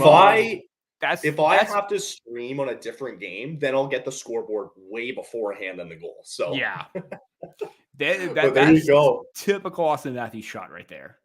And it's so typical, and it was like the perfect spot too. And that's the spark that this team needed all of a sudden. What a chance! Oh, you're gonna see a good save here by Harrison. I hate to bring this up, because we already talked about it in that game against Calgary when Toronto was down 2-0. Yes. Who provided that spark? Matthews. This is probably that instance where old slick feed from the Atlanta to Bertuzzi. Great save by Harrison, too. Right there. Great save. But, save. man, Matthews is the one that created that. Now he got his team on the board. And that's the pass that Mitch Marner needs to make. Totally. Open ice, long stretch passes. That's Mitch Marner's MO right there. Perfect tape-to-tape pass. I do want to talk about Bertuzzi for a quick second. Sure. That shot right there. Yeah. I mean, prime scoring area, and I know he's doing everything he can to put in the work at practice to try to get a feel of like movement and everything, but he has been absolutely snake bitten this season, and I feel bad for him because he's been a player that I've liked that could bring that in-your-face mentality in terms of being aggressive in front of the net. He has that net front presence, and there are too many times where it's a 5-alarm, scoring chance, or it ends up being as a save. I think the one game that comes to mind was Matthews gets that goal against Edmonton Oilers. Minutes later, he's there. He has an easy tap in. And the fact that he taps it in and it goes off the post and back out. That tells you so much about his season, man. I really do feel bad for him because I do like him as a player. We saw what he did in the playoffs with Boston. We saw him pick it up when he got traded to Boston. He can't play with good players. I'm going to try and break it down right now as well. If I could just pull up his hockey reference page, because it'll be a little bit more in-depth numbers. But shooting percentages at 6.3. That is the lowest of his career at this point right now. Yeah, that's not good. Aside from the 2016-17 season where he didn't have a point or a goal and only 3 shots on goal in 7 games. But I think that was his season where also he was dealing with injuries as well. But 6.3 career shooting percentage is 13.1. Right. It's just rotten luck. He's getting his looks. You just don't know what to do with him anymore because you feel bad for him. But at a $5.5 million contract for 1 year. And that's a good thing that you only gave him 1 year, because if you signed him longer than that, that is already not looking like a good start to your tenure as a Maple Leaf GM if you're Brad Treliving. You had the cap space, totally get that. And 1 season is not a big deal because you could easily, if you want to move him, he could easily waive his no movement clause or not even resign him in the offseason. But he's the kind of player that you want in the playoffs because he can be those guys that you want to crash the net. Yeah, and exactly. I mean, and we're going on, I think, right. You said it 18, 19 games without a goal for Bertuzzi right now, which is, it's ugly. And you said it right, too. The fact that you just gave him the 1-year deal is kind of a blessing a little bit, too, right? Mm-hmm. Speaking of long tenures, because there was big news that did drop today, was that Jarmo Kekalainen is out as Columbus Blue Jackets GM after 12 seasons here. President Hockey of Operations and alternate governor John Davidson, along with the club's hockey operations management team, will assume the general manager duties as the interim. What do you think really led to this firing? I mean, too many times the Blue Jackets have been at the bottom of the basement. They've stockpiled a lot of picks and prospects, but at some point you're going to have to go into competitive mode and be a factor. You can't just sit at the bottom of the standings, obtain these names and with their selections. And they have a good foundation. They have a strong prospect pool, but right now you got to start surrounding that future. You got to get the right pieces in place. And they just really don't have that right now. And, a lot of concerns. Johnny Gaudreau hasn't looked really good. Patrick Laine looked like maybe starting to turn things around. Maybe he's not going to get to the form that he was before, but he's being a little bit more consistent, being a 20-25 goal scorer. And I just want to clarify on Laine, he entered the players assistant program. Yeah. Okay. Yeah. Thank you. Also there's a whole other debacle about, I'm not going to get into it. It was a big I saw it on social media too. It was just absolutely disgusting with that. Yeah. I really do hope Patrick Laine is okay and he's on the path to getting the help that he needs. Full stop. Just going to leave it at that. But yeah, they got to start making the moves to be a little bit competitive right now. There's a little bit of an issue in goaltending right now where, Elvis Merzlikins wants to be the starter. You don't have consistency in goal. Defense is a mess. You have top names like Adam Fantilli, David Jurczyk on the back end. You got to start playing those guys and give them those opportunities, but at the same time, fill them with the veterans that they need. I've got breaking news, kind of. I've got breaking news. Something happens. It does involve the Toronto Maple Leafs. The Leafs have inquired about Sean Walker from the Philadelphia Flyers defenseman and Nashville Predators defenseman Alexander Carrier. This was 20 minutes ago. I have to give myself a little pat on the back right now, and I really don't, because before what did you call it? If you look up 3 players to target after Nikita Zadorov was traded, you will see Alexander Carrier right there. Right. So that totally. is okay. So I thought a goal happened, but it didn't. So I'll just say it's on the score. I'm not pulling this out of the butt here. It was the first thing that came up on the score. So to clarify a little bit here, so the Leafs have inquired about the availability of both players I just mentioned there. According to Chris Johnson, Toronto is reluctant to move its first-round pick this year and has been offering packages of lower selections. Johnson adds, the Maple Leafs don't own a second-round pick in any of the next 3 drafts. And then it finishes off to say the club has also been linked to the Flames veteran Chris Tanev throughout the season, though he's expected to be one of the biggest names ahead of the deadline on March 8th. And to clarify on Walker and Carrier, sorry. Maple Leafs goal.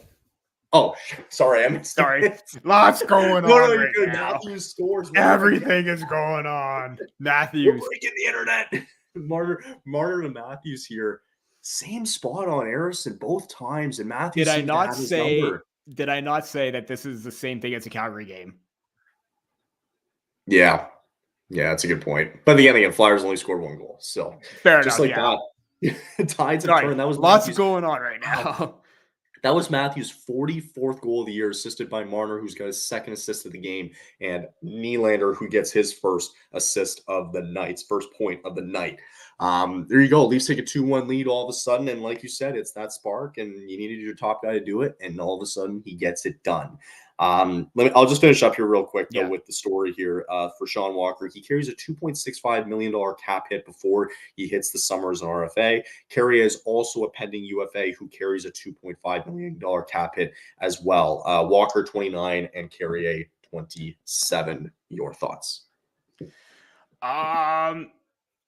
I really do. I still feel like a player like Nick Seeler is more on the cards for the Maple Leafs, but Walker definitely has that puck moving ability, and you can't rely on Riley all the time. And I wonder if maybe this moves someone like a Timothy Liljegren out because, possibly. If I just got to look back to see if Walker is a right-handed shot, because if Walker's a right-handed shot, that definitely makes Liljegren expendable. And it's very disappointing because I really do like him and hope that he would be a factor in a top 4 spot. And he is a right-handed shot. Yeah. So I think he would be a little bit more of a consistent puck mover right there. Carrier, I love the fact that this is a guy that had a really strong rookie season. Can play a strong, sound 2-way game. I think he could be a really good third pairing kind of guy with a little bit of offense. That I have been a big fan and one of my early name targets right there. So that to me are 2 guys that I'm not sure what the asking price is going to be, but they are 2 names that you really need to think about. You got it.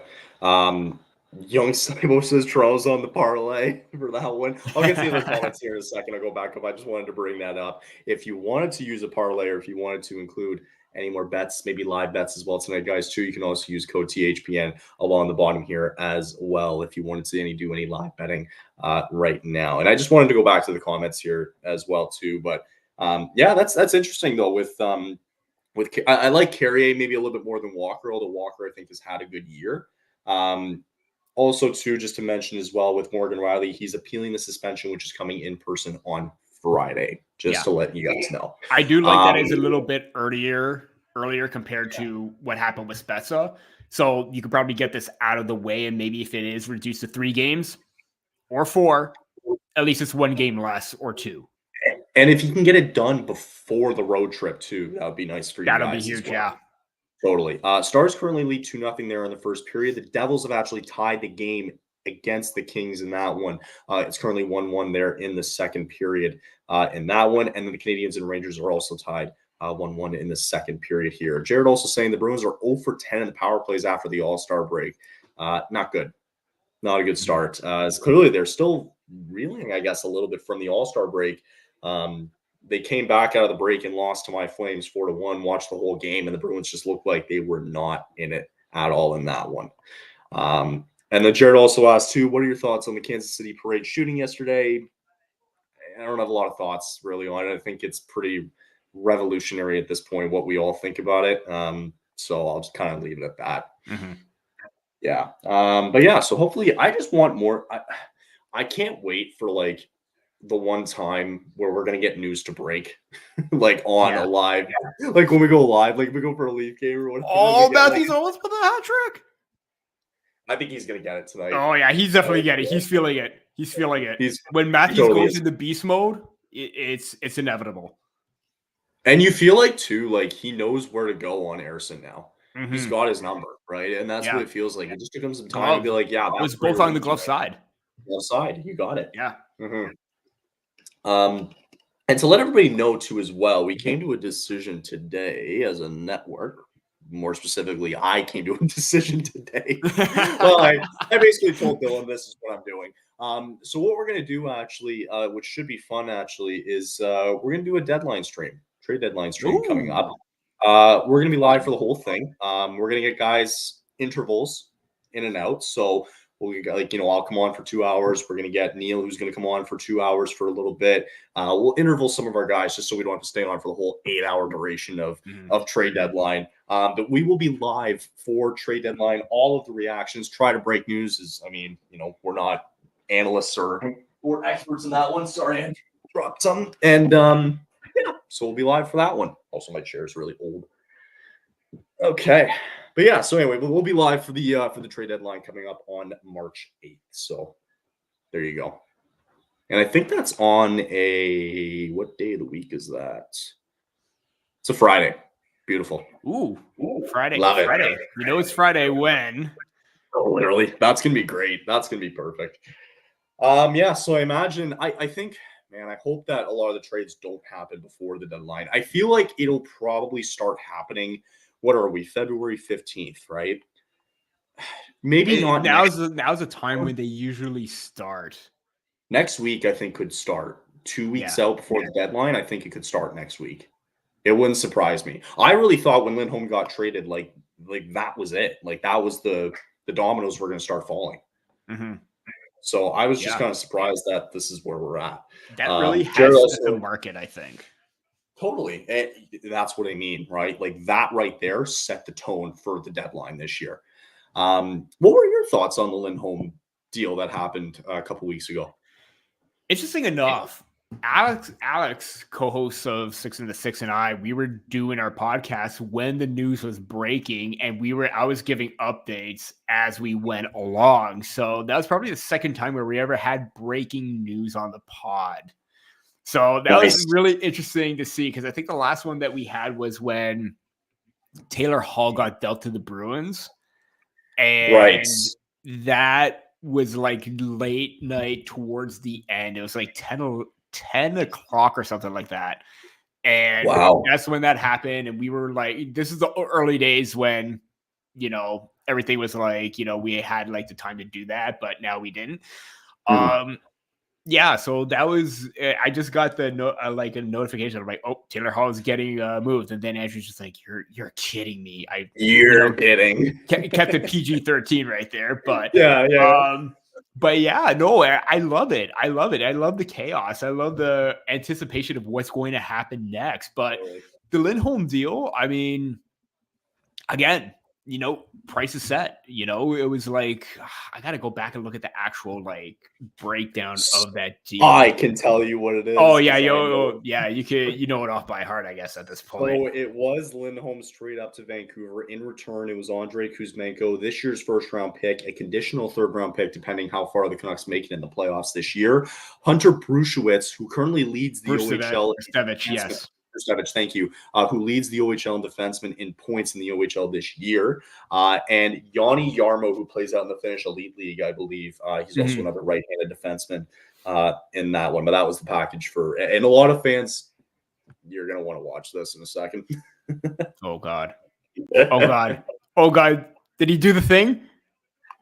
I'm not going to say anything. Did he do the thing? I'm not going to say it. He did the thing. He does the thing. Let's go. It is Austin Matthews with his 12th career hat trick. He did the thing. Liljegren to Matthews, and guess where it was, people? Glove side. Glove side on Samuel Ersson. Same spot, third time in a row, and Matthews gets it with under 2 minutes to go, and that is his 12th career hat trick. Leafs lead 3-1. What a turnaround in this second period. All it took was that one spark where Matthews goes and scores, and he goes, oh, I can beat this guy. I know where to put this puck. And he does it the next two times in the exact different spots on the ice, but in the exact same spot on Ersson every single time. It's crazy. Glove side on Ersson. It was above the pad, glove side. Second goal, slapper, glove side above the pad. And I think it was the same thing here on the third one, it looked like. Just making sure. Liljegren, great feed out to him, defenseman in front, glove side, under the glove, above the pad, every single time. Glove side there on the first goal, yeah. And it looks like they're going to review it. Or are they going to think it's offside? It looks like they're going to review it. I think John Tortorella is going to look at this, and I think they're going to wonder if this is offside. Oh, I feel bad for the people that lost their hats. Yeah, all three goals, glove side. Unless, no, they might have took a quick look at it and said, no, he's good. And I think that's going to be the case here with 1:05 to go here in the second period. It looks like, it's still a good goal. Yeah, I think they're going to keep rolling on with this. So there you go. Just like that, all of a sudden, Austin Matthews gets his 12th career hat trick, and the Leafs lead 3-1. Wow. It's amazing, just watching it too and watching him score in the exact same spot. Like, he had to have been thinking what we were thinking initially, like on the second goal even, but it was just like, damn, like it's the same spot every single time, right? Glove side. Glove side. Liljegren did get the assist on that one as the Leafs lead 3-1 here with 50 seconds to go here in the second period. He did. Connor checking in as well. Connor, just to let you know as well, I know you're a Canucks fan. We do have a Canucks stream tonight as well. The Red Wings taking on Vancouver. Make sure to check that one out. That one starts at 10 o'clock Eastern for that one. So make sure to check that one out. I mean, no disrespect to Phil Kessel, but I'm sorry, he's not a quality player. He'll be there to steal a spot for a player of a good AHL quality team, just a big man. Kind of heard that today a little bit from when Phil Kessel was skating around, that he was breathing pretty heavy after the practice. And it feels like it wouldn't help the Canucks, playoff run, and might be too many hot dogs at this point in his career. But that's just my thoughts. What are your thoughts on Kessel working out for the Canucks? I don't know if there's actually a fit there, because they have the scoring throughout the lineup. I mean, even their third or fourth lines are very productive. I don't know if you necessarily want to mess with that. I mean, you already brought in Lindholm. That to me is your big deadline acquisition. If anything, he's probably going to be in the box, because that's basically where he was at the beginning of the playoffs, and then it kind of paved the way for other players to come in. And he was, he was that, 13th, 14th forward kind of thing. You don't know if he's probably going to be the same right now with the Canucks. I've been a big fan of Kessel the whole entire career. I just think he's at the end, and I think if he's just going to be there to provide support, I think that's basically what he's going to do. Totally. It feels like he's kind of at that point in his career too, where it's just like, let's just call it quits, dude. Like, you had a successful career. You're probably only going to hurt the team a little bit more. Like, just stay out of it, right? Like, Yeah. unless he thinks like, hey, I can be back in this and provide one more, like, even if he gets limited minutes, maybe on a fourth line, then maybe. But yeah, I think he might be calling it quits, as it looks like we are at second intermission between the Leafs and the Flyers. What are your thoughts so far in the second period, as we'll close this out here and get ready for second intermission break? Much better jump after the power play. Still a little bit discombobulated at times here, but then again, Matthews once again sparking the comeback. As a result of that, again, how many? This is probably like the fourth or fifth time this season where he's put the team on his back with a hat trick at this point, and right. Why he's one of the best goal scorers in the league. He is at the top of his game. There is no other contest at this point. A lot of people are going to be like, oh my God, you're just saying that because you're a Leaf fan. If he was on Boston, if he was on New York, if he was on Montreal, I'd be saying the same damn thing and hoping that this guy was on my team. Yeah, so, it wouldn't matter. It wouldn't matter. But you know what? Totally. They managed to pick it up, managed to take advantage and expose weak points in the Flyers game. Hopefully this is they need to keep it up for the third period. You got it. Yeah. And he deserved his money for a reason. And he's showing it why yet again tonight, as the Leafs were down 1-0 here going into the second period. Complete 180 as Matthews completes a hat trick in the second period alone, as the hats went everywhere on the ice. Leafs lead 3-1 after 2. We'll see if the Flyers can spark a comeback here in the third period here. But for now, we're going to take a little bit of a short break, and if you guys want to leave more comments below, we'll have some good discussions in the second intermission. We'll be back in about 3 minutes. Leafs lead 3-1. We'll see you in a bit.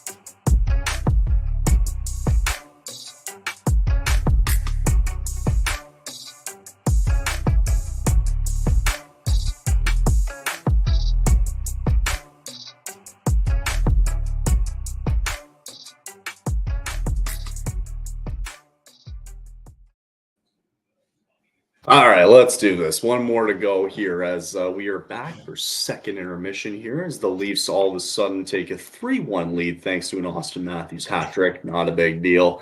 What were your thoughts throughout that whole second period besides the obvious of Matthews getting his 12th career hat trick? I mean, aside from that point, I mean, the game was pretty lifeless for the Maple Leafs. I mean, Samsonov has kept this team in, as we mentioned before, and even you talked about it, or before everything started happening, where he was keeping the team in it. And you're just looking at everything right now. Like, you're seeing how Matthews is exposing the weakness. Nobody's taking note of the defensive assignments. It's just a little bit, again, happy that they're up 3-1, had much better second period, but I think there's still some aspects of their game where they just need to tighten up a little bit more and shut it down because they have the lead right now. And this is where they can't let it get away from them because Matthews did his part. It's now up to everyone else to try and pick up the slack and lock down his lead. Yeah. Totally. Yeah. It's now up to the defense, right? Like, he's going to be looking at that. He's probably going to go in the locker room going like, guys, like I can keep going if you want, but if it gets tight, like we got to lock down the fort here. Right. So, no, I totally agree. I think, he came out, he did what he's always done his whole career, right? He just goes out and he scores goals, right? And that's why he gets paid the buttload of money that he does. RG's done a great job of just giving us updates throughout the comment section here. So I thought it'd be appropriate just to kind of go over it here as well, give everybody else an idea of what else is happening around the league here as the Ducks currently lead 3-0 over the Buffalo Sabres there at the end of 2. Rangers currently lead 4-1 over the Montreal Canadiens just as the second period is coming to the end. Panthers still lead on the Sabres 2-0 in that one. Kraken lead 2-1 over the Boston Bruins at the end of 2. The Lightning are up 2-1 over the Avalanche. Mentioned earlier, a former Stanley Cup final matchup there in that one. You said it was one of your ones to watch. So Lightning lead 2-1 in that one. There with 5 minutes to go in the second. The Oilers and the Blues are getting underway in St. Louis. They are tied at 1, almost done the first period in that one. And an early start for the Dallas Stars as they lead 4-0 over the Nashville Predators with a minute to go in the first period. 4 goals early on for the Dallas Stars in that one there. And just to give it and a little bit more updates as well too, just around the league as well. Canadians now make it a 1-goal differential from what I previously said there. It's now 4-2. And the Penguins and Blackhawks are getting underway. And it appears that Connor Bedard is starting tonight, if I'm not mistaken. I'm kind of like asking. I actually don't know if he is or not. Do you know? I don't know. I did see him walk in. I did see him walk in prepping like pregame, like he had a suit on and everything. So it looks like he is good to go. Speaking of which, too, the Penguins actually did. Okay, anyway, they scored. It's 1-0. It was Crosby early on, but I actually don't know. It does not appear he's in the lineup. It doesn't look like it. I don't see his name on the score for. I don't see his name out there, so I don't think he's starting tonight in that one. Also, if you get a chance to go look at the Blackhawks roster right now of who's on the ice, hilarious. Just really funny. And an update too as well. Lightning and Avalanche are now tied at 2 after the Avalanche have now tied it up in that one. As Andrew's checking in saying, let's go Leafs. What's going on, Andrew? Glad to have you back with us here. Just missed an Austin Matthews hat trick, unfortunately. It was pretty exciting second period as the Leafs lead 3-1. And again, they're going to try to lock down the fort here as we head into the third period. And I think this is a good test, though, right, for this defense, right? Like going into this third period, you got a 2-goal lead. You don't have Riley there with you. You got to find a way to lock it down here. The Flyers are going to be aggressive here in this third period. How confident are you that they're going to lock this down here in the third?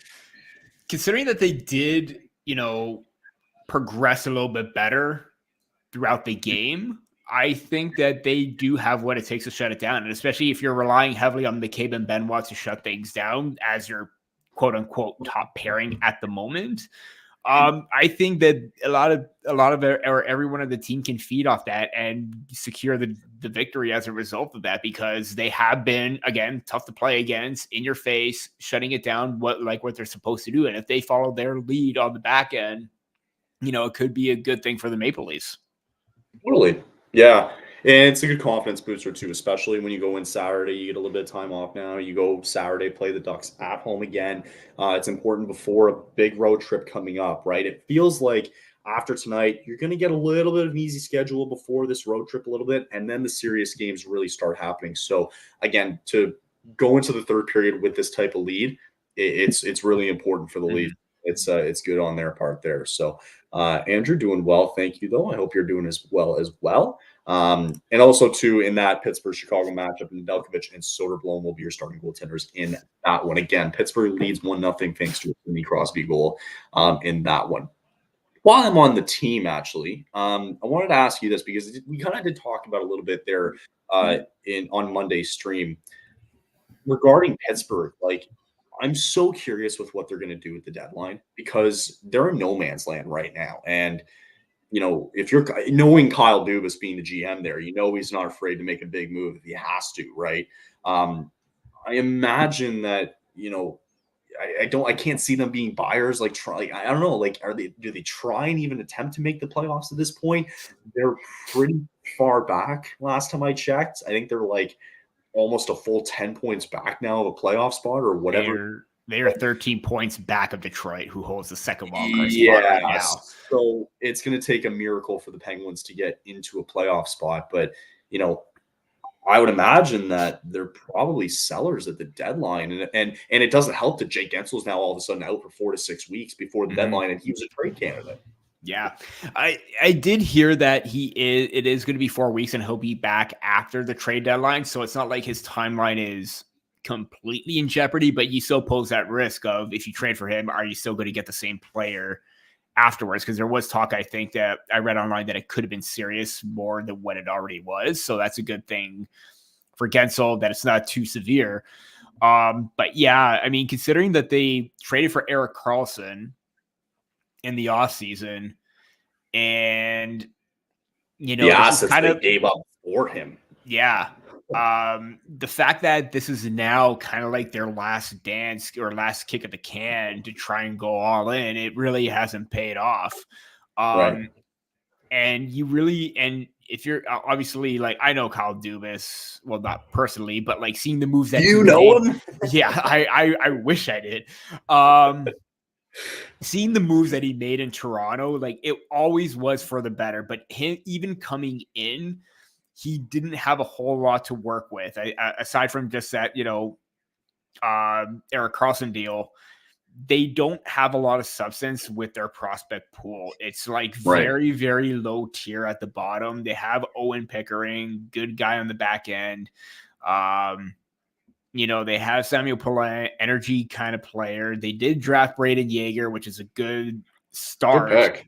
Very good pick, actually. I was very, very high on Yeager. You know, developed more of a playmaking style in his draft year, and a lot of teams question about that. But, you know, I still think he's a very smart, two-way, versatile, offensive-minded player.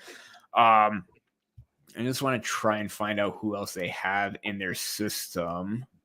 They're also going over here, just if you're seeing on your end here on TSN, they're just kind of covering some important headlines here. Again, set for noon on Friday for the Morgan Riley appealing of the suspension, but continue. Yeah. Again, I know we already touched on that. Happy that is happening for Riley, because, you know, you always had that option to appeal, and they weren't going to let that slide. So totally.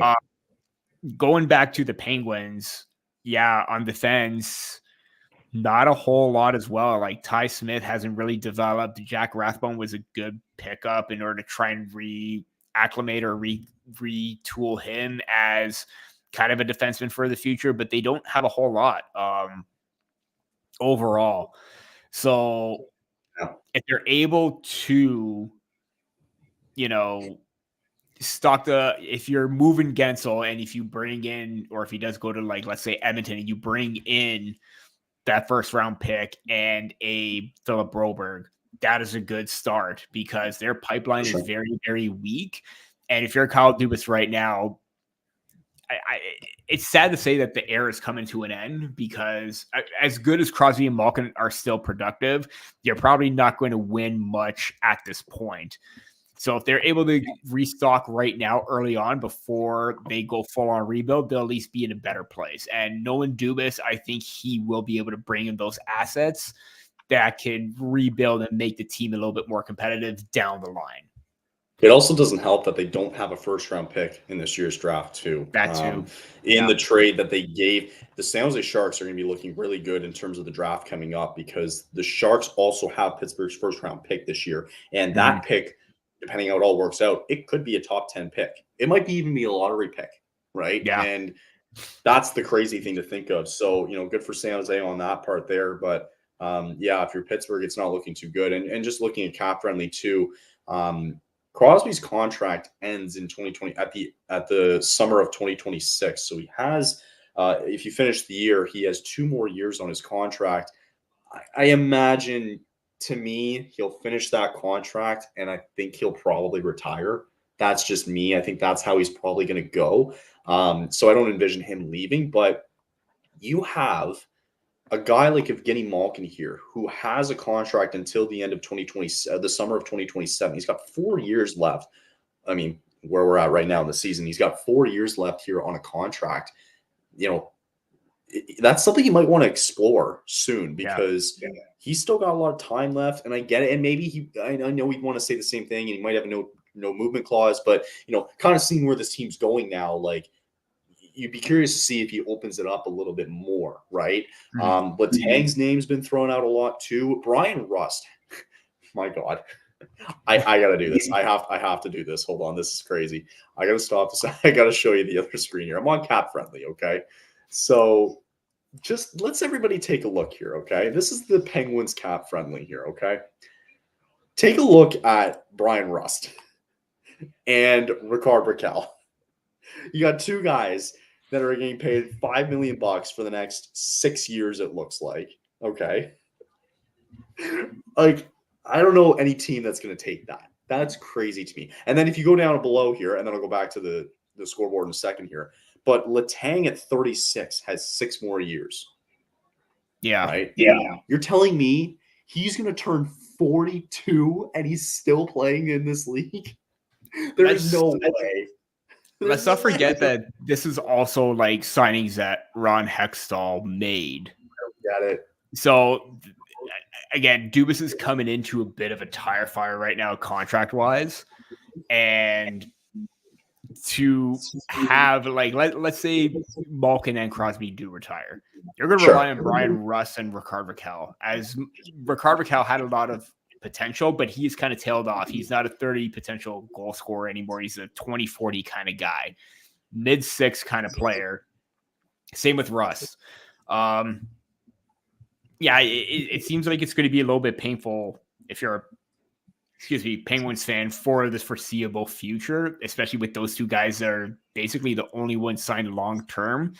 Yeah. And as much as I love Letang, I think it's going to be at a point where when this is over, he's probably going to retire his contract because of his health issues that he's had in the past, and he's been able to come back from that. But I think it's time for him to settle down. Totally. Yeah. As much as I love the guy, Ryan Graves also, like, the amount of guys, this team is terrible in terms of contract. Ryan Graves has a contract of $4.5 million until the summer of 2029. Which is 1, 2, 3, 4, 5, 6 years. Yeah. That's wild. That's wild, man. 4.5 for the next 6 years for Ryan Graves. Like, this team is not looking.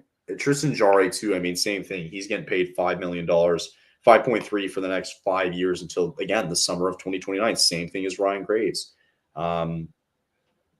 Noel Achari, he's $2 million, and he's currently on LTIR for, until 2026. Like, if you guys get a chance to go look at this, it's astonishing how many bad contracts are on this team. Yeah. It's unbelievable how much bad contracts are on this team. And it's like, even for Erik Karlsson getting paid $10 million for the next 5 years, like, he's clearly not in his prime anymore.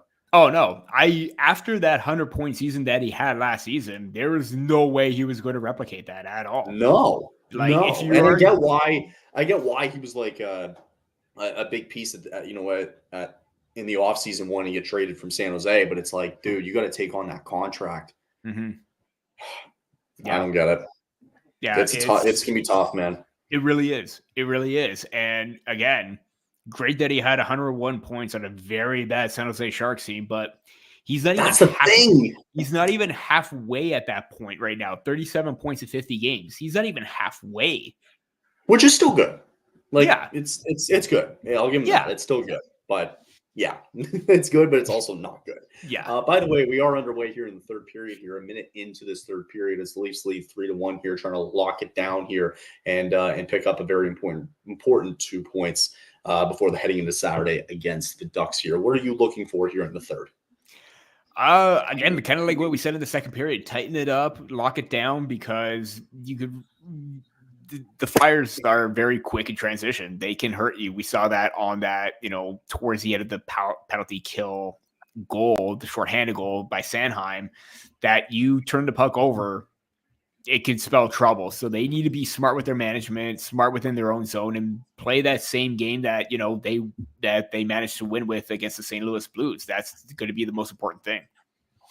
And they're also bringing up Samsonov's numbers here too against the Flyers. He's 9-1 with a 2.37 goals against average and a .914 save percentage in his career against the Philadelphia Flyers. So, it's great that he's getting the start tonight, and he is playing well tonight too. That's got to give you some confidence. Absolutely, yeah. And again, it goes back to that, demotion being put on waivers, because he was in a dark place at that point where, he was inside his own head. He needed to get back on track. And now that he's focused and dialed in, he's blocking out all the noise, whatever affected him before. It's not even an issue at this point. For sure.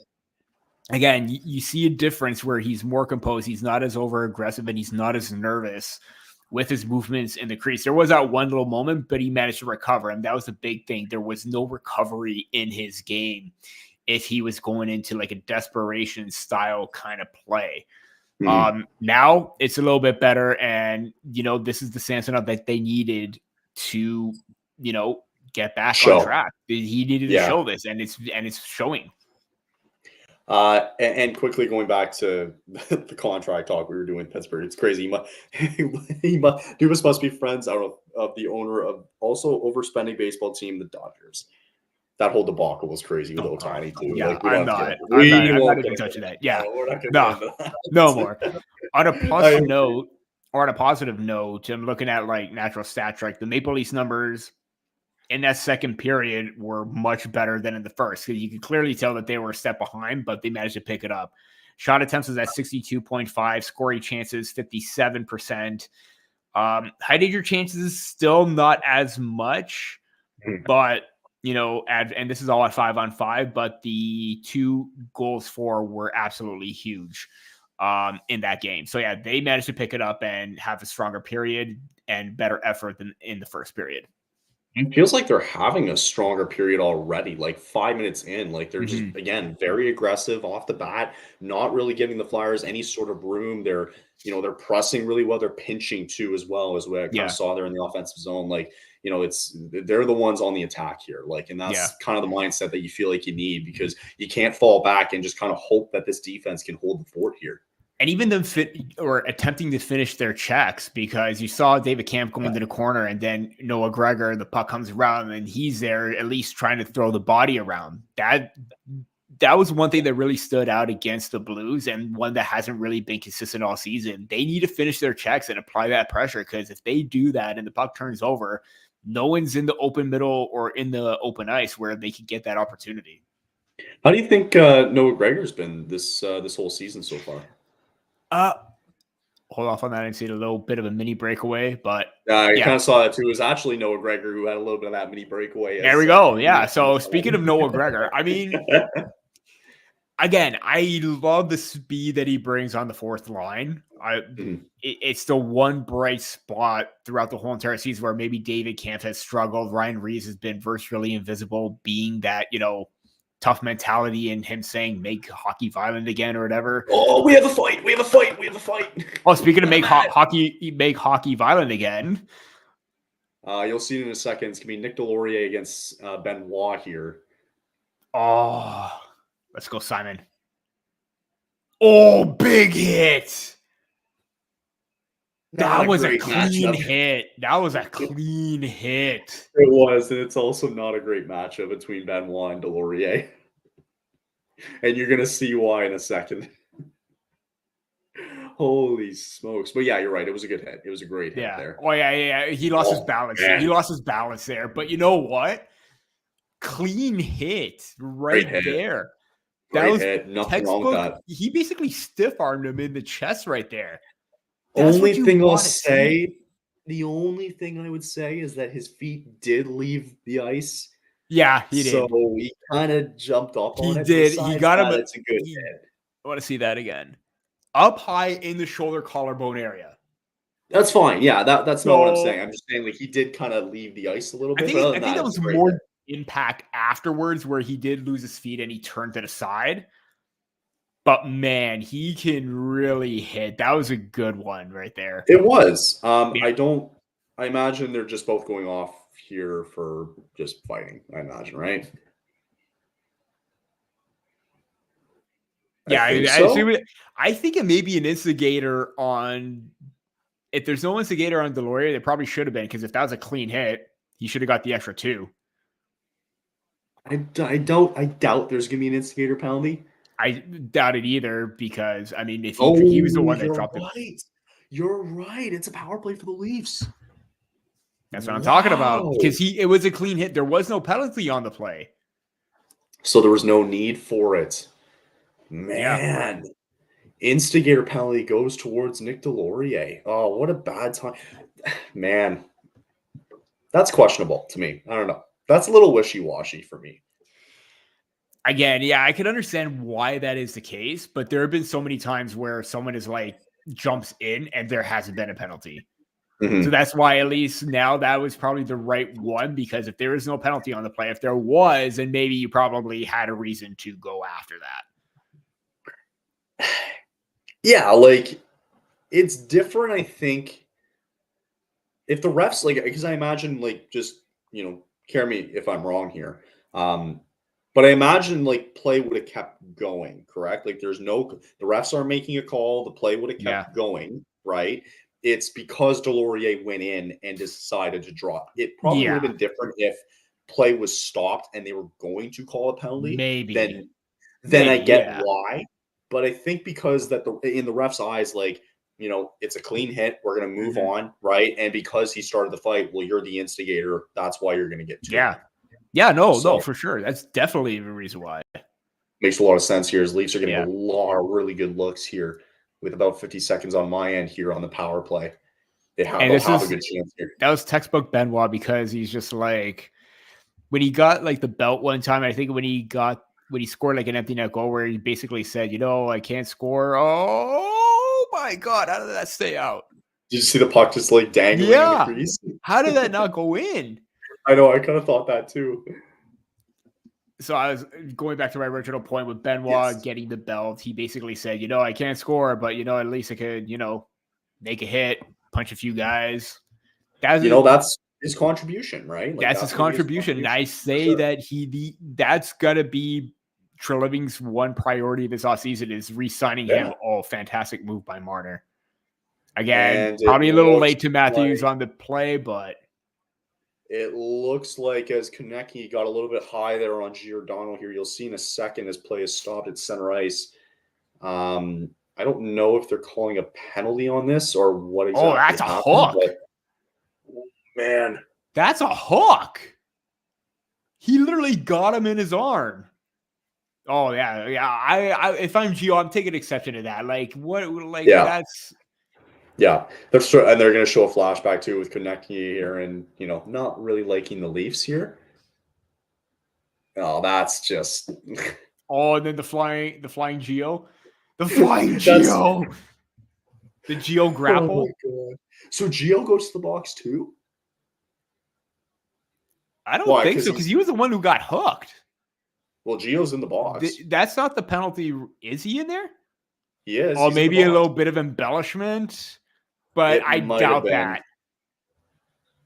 He's in the box, so I think that's what they're calling it. So Konecny's going to go in for hooking here, and Giordano, I think, is going to go for embellishment. I don't know about that. He got it. He got hooked in the midsection. Like, come on. Yeah, I know. I think that's a bit wishy-washy for me. But now it looks like so it's gonna be 5-on-5 here until the next whistle, which is now It did on my maybe end. not seem like much, but you know what? Getting hooked in the midsection, come on. Yeah. So they're gonna go to commercial break, and it might be 4-on-4 here when we come back. That's great. I don't know. Embellishment, I don't know. But then again, if you want to do it on somebody and you have history with them, why not?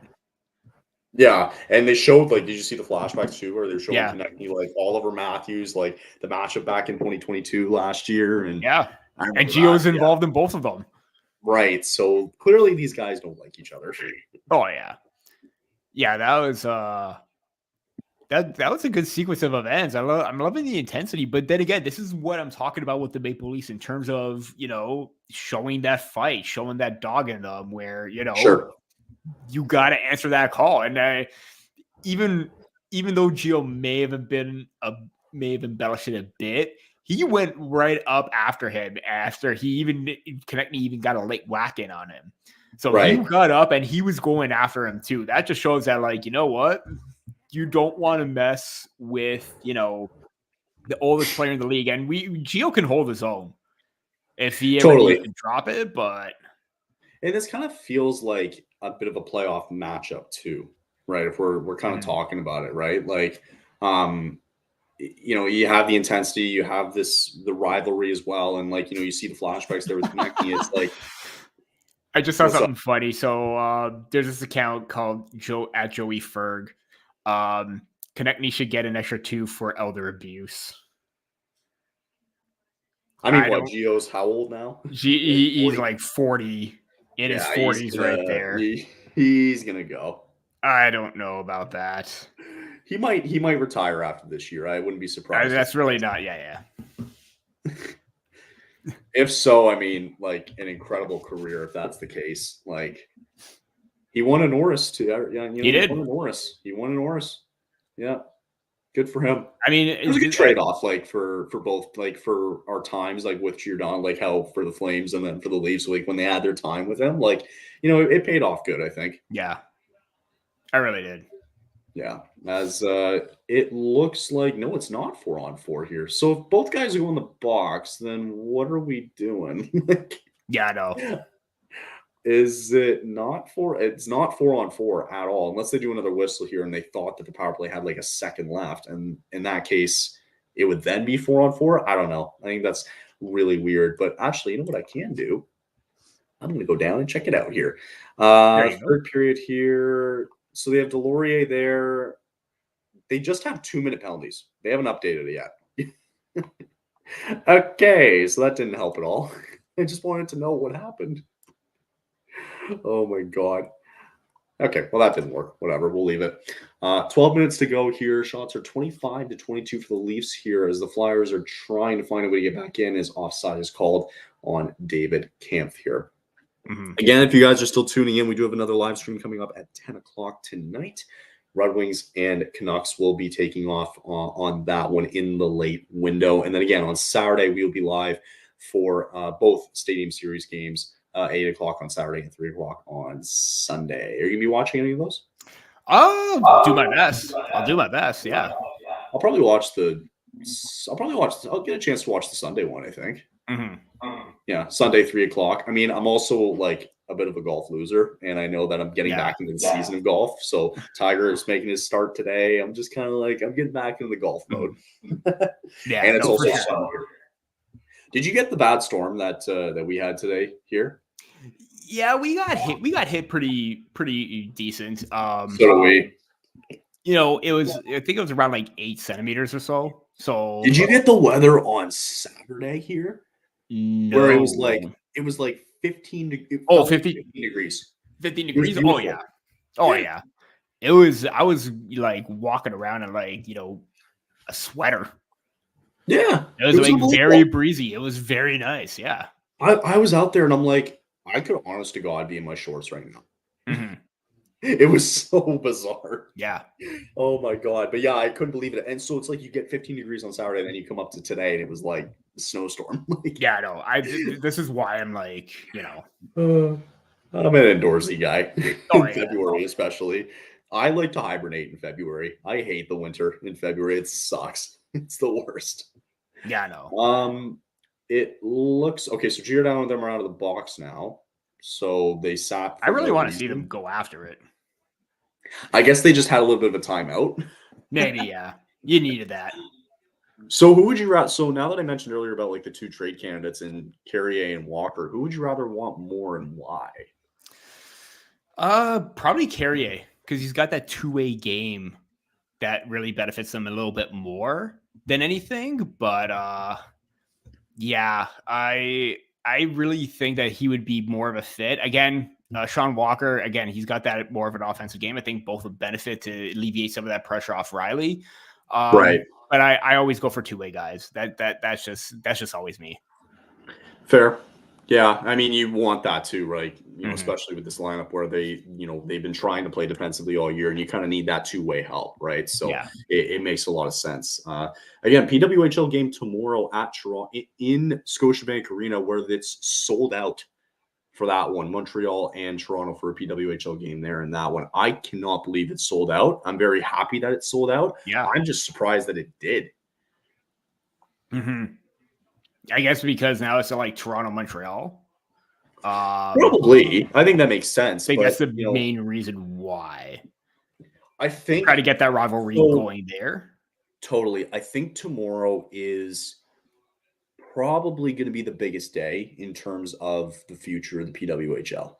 Oh, yeah. Or in terms of like professional women's hockey at that Mhm. kind of level, right? Because, if you can sell out that game tomorrow, I think they're playing a game in Detroit too, where I think it's like Boston and Minnesota. They're playing in that one. Yeah. If you can sell out that game too, you got something going there, right? And then the next season, you're just kind of like, well, why are we playing in these OHL size arenas when if we can sell out, right? Like, why not, right? I think it's important because you can't go into this and have a 1-0 Montreal game. Yeah. You know what I mean? Like, you can't have that. I think you need to provide whatever. If it's like, as long as both teams score, I think that's a win. Like, you need that to happen, right? You can't have Montreal going in and winning 5-0 and it being a shutout or whatever, right? Like, Yeah, you want to get that competition going. You want to develop these rivalries right now. You absolutely, if you're PWHL executives, if you're the higher ups there, you are begging for a good game tomorrow. Because it's only going to help you more, right? And I hope it goes well, right? Like, I really do. I think, if that's the case, like, if the Leafs need to start sharing the ice now with these girls, like, that's fantastic, right? And it's only going to help their cause. It's going to help their cause too for expansion as well. Like, more teams are going to get involved, more players get a chance to play at that level all of a sudden, and with the money that they can make, like, it would be a great thing to have. Yeah.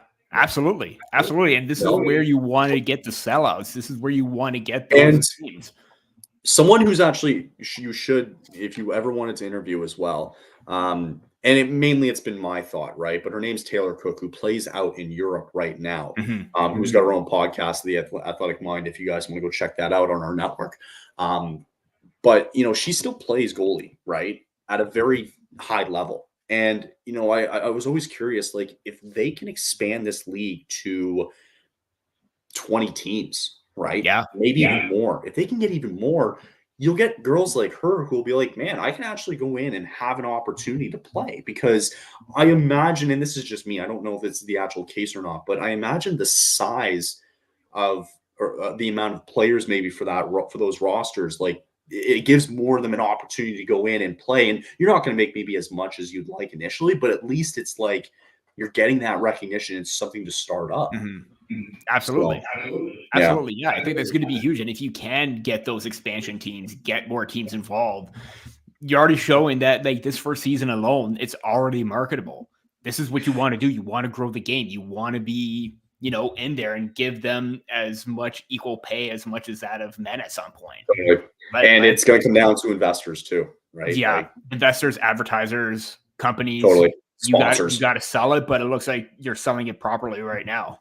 Yeah, sponsors are going to be key too, right? Like, they're going to be massive. And it's important too because it's tough because you're brand new, but you have to start thinking of good team names, right? They can't be silly. They can't. If you come out with the stupidest team names, like if you see all around the NHL, I don't think you can look at one team and go like, yeah, that's a bad name. Yeah. Right. Maybe initially when the Golden Knights came out, we were kind of like, I don't know. But I think it's kind of worked now. But you can't start like when they introduce those team names and let them being stupid, right? Like it can't be like I don't know, can't be like the Toronto 407s. Yeah, What do you mean? or the Toronto DVPs. Or exactly. Valley Parkway. That's right. Yeah, no, like even some of the like names too that we saw before too. I think I saw like one was like Toronto Torch. No, not really sure how that totally plays into the city or what you need to try and market Toronto with that specific city. Correct. You have to, and you're seeing it around. Like Seattle was perfect, right? Like that embodies Seattle, right? Like that's kind of who they are. Like, where else too? Like Florida, they get a crap ton of storms down there, right? The lightning, and so you have to just kind of, you have to make it work, right? With your city, like the culture, right? Like if they called them the Toronto Sixes, I don't know. I mean, we may have an issue because we're 6 in the 6. Yeah. But see, here's the thing: the Toronto Six, that was their their NWHL name, no? Oh yeah, that's right. Yeah, I mean, think you're right. Because it's not like I don't know how the trademark is going to work, but if that's still the option right there, you could always rename yourself as the Toronto Six. Still, that was the Premier Hockey Federation. Sorry, Premier Hockey Federation. Right. NWHL came after that or before that. I can't remember the timeline. But if they're able to do that, that's totally within the realm of possibility. But then again, I'm trying to look it up too, Ashley, now that you mentioned that. Yeah, you're right. But you know what I mean? Like, that's the thing. So I think, you have to come up with some good team names here. Back to the game though, because it's kind of important here. The Flyers are now on the power play here.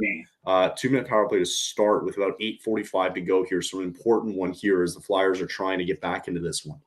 Yeah, that was a roughing call right there. Yeah, he got Sanheim in the face, even though he was trying to like hold on to his stick a little bit. Yeah, so whatever. Tough one to take at this point. Well, I mean, hey, you can't let him back into it though, right? You can't. And this is where you got to shut it down. This is where you got to get everyone to buy in right now. It's going to be a real test now for this defense, and to be frank, it's going to be a good test for Ilya Samsonov as well. You check out here on the power play. I'm going to go back here because RJ has provided us with a lot of good updates recently as well. Tomorrow, guys, as well, too, if you're curious about more NHL games, Hurricanes and Coyotes will take place tomorrow. I think that's one of the only games really happening tomorrow night. Everybody else really seemingly playing on Saturday. Panthers currently lead 2-0, looking to lock that one down there in the third. Ducks lead 5-1 over the Ottawa Senators there with 8 minutes to go in the third. That is before the Ducks take on the Leafs on Saturday for Hockey Night in Canada. Kings and Devils currently tied at 1 there in the third. 7 minutes to go in that one. The Kraken now currently lead 3-1 with 6 minutes to go against the Bruins. The Avalanche and Lightning are in a good one, 3-3 with 15 minutes to go there in the third. Offside. 2-2 Blues and Oilers there in the second period. Their Stars taking it to the Predators now 5-0 in the second period in Nashville. Penguins lead 2-0 after Crosby opened the scoring. And for the Flames, they currently lead 1-0 with 14 minutes to go in that one. Dustin Wolf is getting the start tonight as Jacob Markstrom did not skate today for the Flames. They currently lead 1-0 in that one. Rangers now lead 5-3 with 13 minutes to go in that one as well. And to update people here, Kings did just take the lead just a second ago as they now lead 2-1 over the New Jersey Devils. Thank you, Jared. You should be happy to know Nazem Kadri got the goal right there. So I'm more excited. It was perfect for Dustin Wolf on my end tonight to start for Calgary tonight, just because it is the San Jose Sharks, right? Like it's a good time for him. Daniel Vladar is still out for the Flames, and I need to see more. We've all been begging to see more of Dustin Wolf, and now you got a lead. It's like, okay, well now let's see how we can shut the door tonight. So I'm excited to see. Anyway, here, power play is basically up here for Philly here. Didn't do much, I assume, on this power play from what I can see. Yeah, there's a reason why they don't have the best power play at this point. The worst power play on the road. I mean, that was a good shot by Sanheim, but it really didn't get anywhere. Yeah, I mean, I can't believe how much the tide has turned ever since Matthews' hat trick. Like, he just went on a tear there. And it's amazing what, like, one period can do, right? Yeah. Like, it's and even then, this hasn't been, like, an awful period for the Maple Leafs either. Like, they're shutting it down very well. It's just really need to try and get that next goal just in case. Like, you're already up by 2, but one more would really seal it right now. Well, 5 minutes to go here. Looks like, I mean, Flyers are still providing a lot of pressure here. I imagine they pull the goalie soon. And it looks like the Leafs are going to win one for once. Wait, I need to probably go back and hear what my prediction was. I'm not going to say anything. Yeah, I'm not going to say anything either. I'm not going to say anything because I'm pretty sure I'm on point with something right now. So am I. You might want to watch the TV. Oh, God. And we got a game all of a sudden. All of a sudden, the Flyers are 1 goal back that's the thing. That's the thing. You can't let him back in. You just gave him life. A juicy rebound. And I think Noah Cates was on top of it. I don't know, unless it was tipped in front. No, it was not. It looked like it was Garnet Hathaway, if I'm not mistaken. I think it was Garnet Hathaway. As he pushes guys, it was Garnet Hathaway as he pushes guys out of the way. And all of a sudden, with 5 minutes to go in this one, it is a 1-goal game. That was Garnet Hathaway's 5th of the season. So Epic Blocks Gaming, the game's not over yet. We'll see what happens. Not yet. And quick thought here on Jared here. Thoughts on my Bruins after so far the All-Star break. I thought they looked really bad against my Flames to start, and I thought they would kind of pick it back up, and they kind of did against Vancouver, but oh my God, it's delayed penalty coming to Toronto. Oh no. Tyler Bertuzzi is going to the box. God. Oh no. On a happy note, Kreider also got a hat trick tonight. Yay. Fantasy. Anyway. Hey, fantasy. Fantasy all the way around. Tyler Bertuzzi is going to the box. I just want to go down just to confirm that it was just getting here in the third period. Oh, they haven't updated yet for Hathaway. Also, too, to update you, it was 2 and a 10 for Delorier there for an instigator. Huh. Ooh. Giordano got 2. So, I mean, he just got put off the ice, basically, for that one. Giordano did go off for diving, by the way. Yeah, and it was embellishment, yeah. Totally.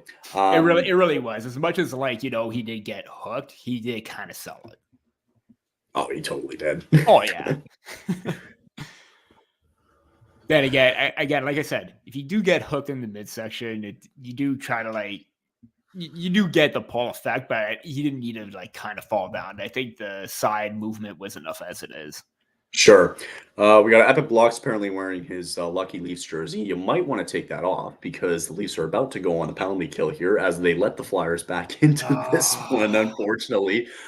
Peter, how are we feeling here? 5 minutes to go. And it's never a dull moment. It's never a dull moment. Oh, my gosh. I cannot believe they let this team back in it. And it's way past my bedtime. No, I'm joking. When do you usually go to bed, Peter? I mean, I'm usually in 10:30, so it's not that bad. But I don't know. I just feel with the snow and the weather today, I get like very, very more tired than I usually am because it was like literally sunny in the morning, and then it just went completely like gray.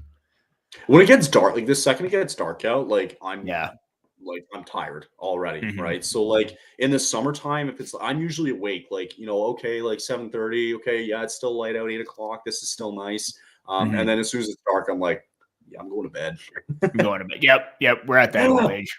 We're old. I feel like honestly, like I can't even believe it. Okay, power play time here for the Flyers here with 5 minutes to go here. Yeah, you can't do that, man. You got to keep your feet moving. Man, this is going to be interesting here. And they're going to pull the goalie now for sure. I had no idea what happened there, but I'm glad they got the puck out. as Samsonov's just standing on his head right now for this team. Oh, God. That says it all. You already. Yeah, that sorry. says it all. Rebound goal. It's in. You'll see it in a second. And the Philadelphia Flyers have just tied this game on the power play. It was a juicy rebound. There was nothing. You'll see in a second. There's nothing. Oh, yeah. About it as it just came and right it's out. Konechny too. Konechny, yeah, I was just going to say, the Leafs fans' favorite player right now, it's Travis Konechny, and the Flyers, just like that, have tied this game. And you're just kind of seeing it here. Yeah, it's just a bad bounce. Like, there's nothing you can really do about it in the heat of the moment. Get those. I kind of blame fantasy Anaheim points Ducks because he came in. I think he came in. What was it? At like 9:25, saying like, "Hey, the Leafs gonna win." They were up 3-1. Yeah, I kind of blame you there. Oh my God, we got a 3-3 game here in this one. Man, they didn't even need to pull the goalie. They got a favorable power play, and here we go here. So Matthews' hat trick so far is not going to be enough tonight, as not the a game factor will right extend. now. Not a factor here, It as means nothing at this point right now. I feel like every time we do a stream, it always goes to overtime. I think we've had that before. We had it happen at the beginning of the season. I think with Montreal. It happened with Calgary. Yep. And it happened with me and Andrew when we were doing the Minnesota Wild game for the Global Series. So a few games have gone to overtime. Yeah. Overtime. We got some exciting ones here. Let's go as Konechny scores. And that is his 26th of the year. And so far, man, that road power play just kind of flipped the switch a little bit here. The league's worst road power play. It was inevitable at that point, even for the worst road power play. Yeah. It was inevitable. Man, all of a sudden. And it just sucks because it was Konechny too. Yeah. Although I do love him as a player because he, like, if the Maple Leafs kept their pick in 2015, yes. I would have taken him 150%, like no questions asked. Well, Flyers got him now. Yeah. I'm upset. I'm an upset Bruins fan right now. We need to make a trade this deadline. There are a lot of teams that need to make trades this deadline. The Leafs might be one of them. Get some defense. Yeah. And I will say right, this too, like, as bad as like maybe the first one, like the second goal, like you can't fault Samsonov there, and even the third one, like it's just all coverage. Like, what more can he do? He's already faced 32 shots. Yeah, like I don't think it's been at fault for Samsonov tonight. Like, he hasn't played bad. Yeah, that's what I mean. Like, there hasn't been. I think Mitch tried to sell that play. If anything, for me, it's just been, you're right. Like, the defense just wasn't really figuring out like their roles, it seemed like, in the final period here. And, all of a sudden that sort of pressure comes on, and, it was an unfortunate bounce. Mm-hmm. Like, that's just what it was. But, pretty sad to see. The next TSN stream will be against the Golden Knights for us Canadian fans. Oh, great. 2:45 here to go, and all signs are right now pointing towards overtime potentially here. Let's hope. Come on, give me 3-on-3. Give me 3-on-3 here. Oh God, I would die to see 3-on-3 game. Right now. Matthews 4-goal game. Hit him with the 4. Can you imagine if he does? Oh, especially in overtime too with the game. Oh, I would love that.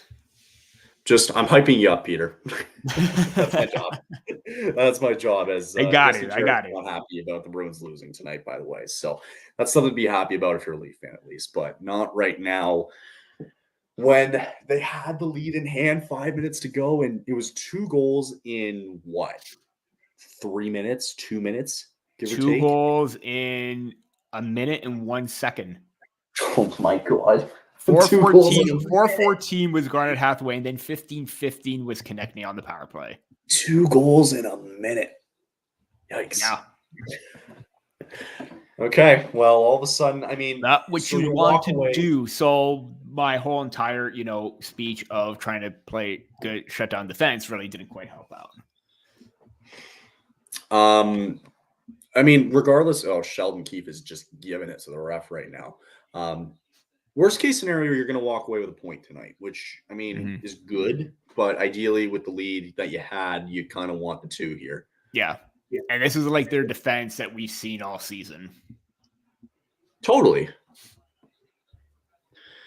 Yeah, 153 to go. Please he's very adamant. Yeah. I'm really hoping for 3-on-3 at this point. I really want to see it. Come on. Yeah. Just make my day. I love 3-on-3. That was the best thing. It's so exciting. It is. I just want to see it for more than 5 minutes at this point. The worst thing that happens is when a penalty comes like at the end of regulation, and then you're like, damn it. Or in overtime, to be specific. Mm-hmm. Oh, it sucks.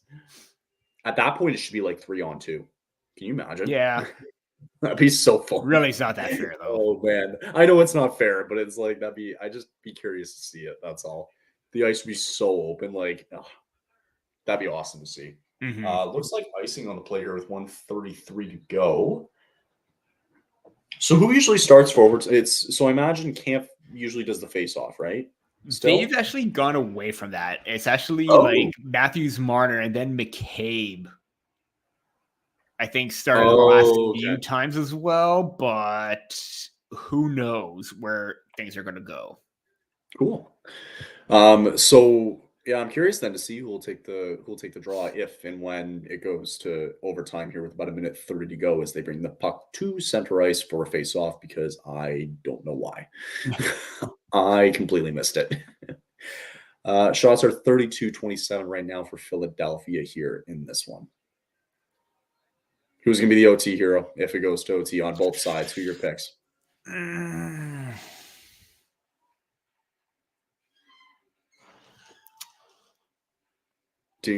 want to say Matthews for the 4. And I'm going to say Owen Tippett for Philadelphia. Tippett, I think Konecny scores for Philadelphia. I really do. More salt in the wound there. Yeah. Leafs are getting some pretty good chances, though, here under a minute to go. Man.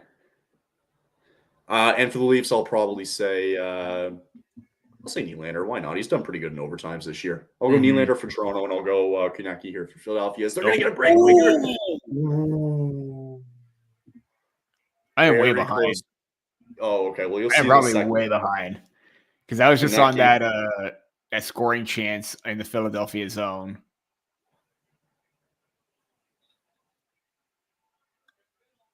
You almost see a second. Yeah, there we go. You almost see. Oh, offside. Oh, like just barely. Liljegren just offside. As Konecny was like, damn, like I had that. Oh, because they were cutting away. You could tell Konecny was about to let out the biggest F-bomb. He's like, so really 20 seconds left here. 20 seconds left. As soon as it hits 0, we'll take a very quick commercial break. We'll take one commercial break. We'll do the 1 minute. Usually I like to do the 2, 3-minute commercial break, but we'll do a quick 1-minute one here at the end of the third. We'll take a breather and then we'll come back. You won't miss overtime when it does come to it here. 5 seconds to go here, mainly because I have to go to the bathroom, but that's another story.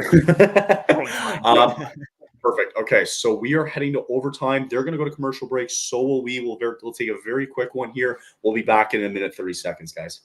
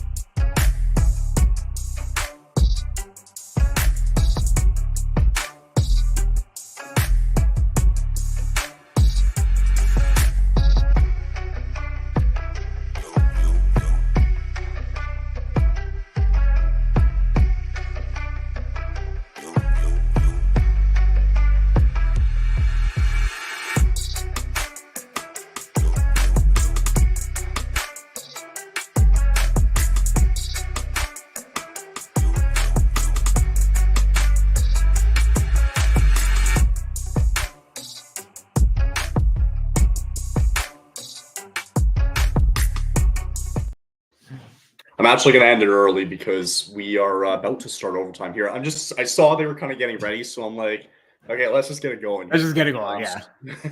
We're both back. Here we go here. We're about to start overtime here in a second. If you guys want to let us know, too, who your predictions are for overtime winners here. So I had Konecny and Nylander. You think Matthews and Tippett, right? Tippett. Okay, perfect. Awesome. Okay, here, as it looks like Matthews is probably going to take the draw here against they're just figuring it out here. Nothing's really happening yet. I think it's going to be so it's Scott Laughton, Owen Tippett, and Travis Sanheim for the Flyers. You got Marner, Matthews, and it looks like Jake McCabe are going to be out there for the Leafs in this one. And before the puck drops, I'll just let you guys know, Panthers win 4-0 in that one. Ducks win 5-1 over the Senators. The Kings did beat the Devils 2-1 in that one. Rangers are about to win 7-4. Lightning currently lead 4-3 in that one. And finally, the Blues are currently up 4-2 as overtime is underway here. Let's see what happens. It could end very quickly here as Matthews did win the draw in this one. I'll try not to spoil it for you, Peter. I know I'm a little ahead. It's fine. I know I'm a little ahead here. Leafs have all the possession in the world right now with 4:46 to go and counting here. It could be a quick end to overtime here. I know. I feel bad. Like if I'm ahead, I would feel bad just because. I don't understand why I'm always behind. And we're both on cable too. Like it should be the same thing, though. That's the thing. That's what I don't get. It's so stupid. I know. But then I'll go see, and then somebody else like nearby is like, "Oh yeah, by the way, I already saw who scored," and it's like, "What?" Yeah, like why are you 10 seconds ahead of me? And we're all on cable, and it's like I don't get it. All right, quick changes to be made here. Leafs going to get a really good chance here early on. Lily's on now. Matthews coming off.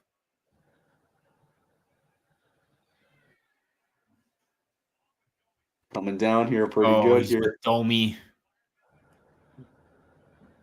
Coming in with Domi, it's Liljegren. Oh! Nylander, and you call it. It's William Nylander called game. Nylander calls game. The Leafs avoid the comeback. They do give the Flyers a point, but regardless, the important thing is that the Leafs needed that extra point, though. Toronto needed that extra point big time. Absolutely. Leafs win it 4-3, just like that in overtime. Good way to end it. Great. First of all, very great way to end it. At least it ended very quickly. Yeah, I mean, I'm glad. Nylander's just like, nah, screw this. You know, let's go home. What flu bug, you know? Done. You know what's funny? I said, oh God, Domi's on the ice because a few times on 3-on-3 he hasn't been great, and then Liljegren with a great crossing pass and Nylander right there for the winner. That was just absolutely perfect tape to tape. Well, there you have it.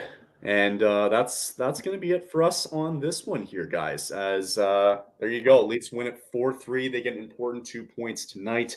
The Flyers do pick up one, though, as well. And favorable matchups kind of went in the way of the Leafs tonight, especially with the Devils losing in this one. So closing thoughts on tonight's game? Great win. I mean, not really great win, but, you know, a win's a win. But, again, that should not have happened with, you know, the 2 goals, bad defensive zone coverage or bad, like, you know, awareness on that. Is you can't fault Samsonov on that, but the defense just needs to be a little bit more aware in that regard. For sure. Yeah, no, I mean, it's you know, hey, bend but don't break, right? I think that's what we saw tonight. You know, Matthews doesn't provide those 3 goals. We might be talking a different story tonight, and just some of those takeaways there. But overall, you got the win. Doesn't matter how many, it just matters how you get the job done. Yeah, absolutely. I don't know what the phrase is, but whatever. Doesn't matter how you do it, as long as you got the job done. And there you have it. So, guys, in about 15 minutes, we're going live again. It won't be us. It'll be Grant doing the other game in the late window. The Red Wings will be visiting the Canucks tonight in Vancouver. You guys will be able to see that one here at 10 o'clock Eastern in the Eastern time zone. That's going to do it, though, for myself and Peter tonight. Thanks again, Peter, for doing this. I'm more than happy to do more of these going forward. Especially in March too, where you got some important games coming up, and I'd be more than happy to do some of these ones too as well. So if you get the chance, let me know. Absolutely. We'll love to come back and do these. Awesome. And that's going to wrap it up tonight, guys. So make sure you guys check out the next live stream coming up in about 15 minutes or so. But that's going to do it for me and Peter tonight. Thanks for coming out, and we'll see you guys in the next watch along.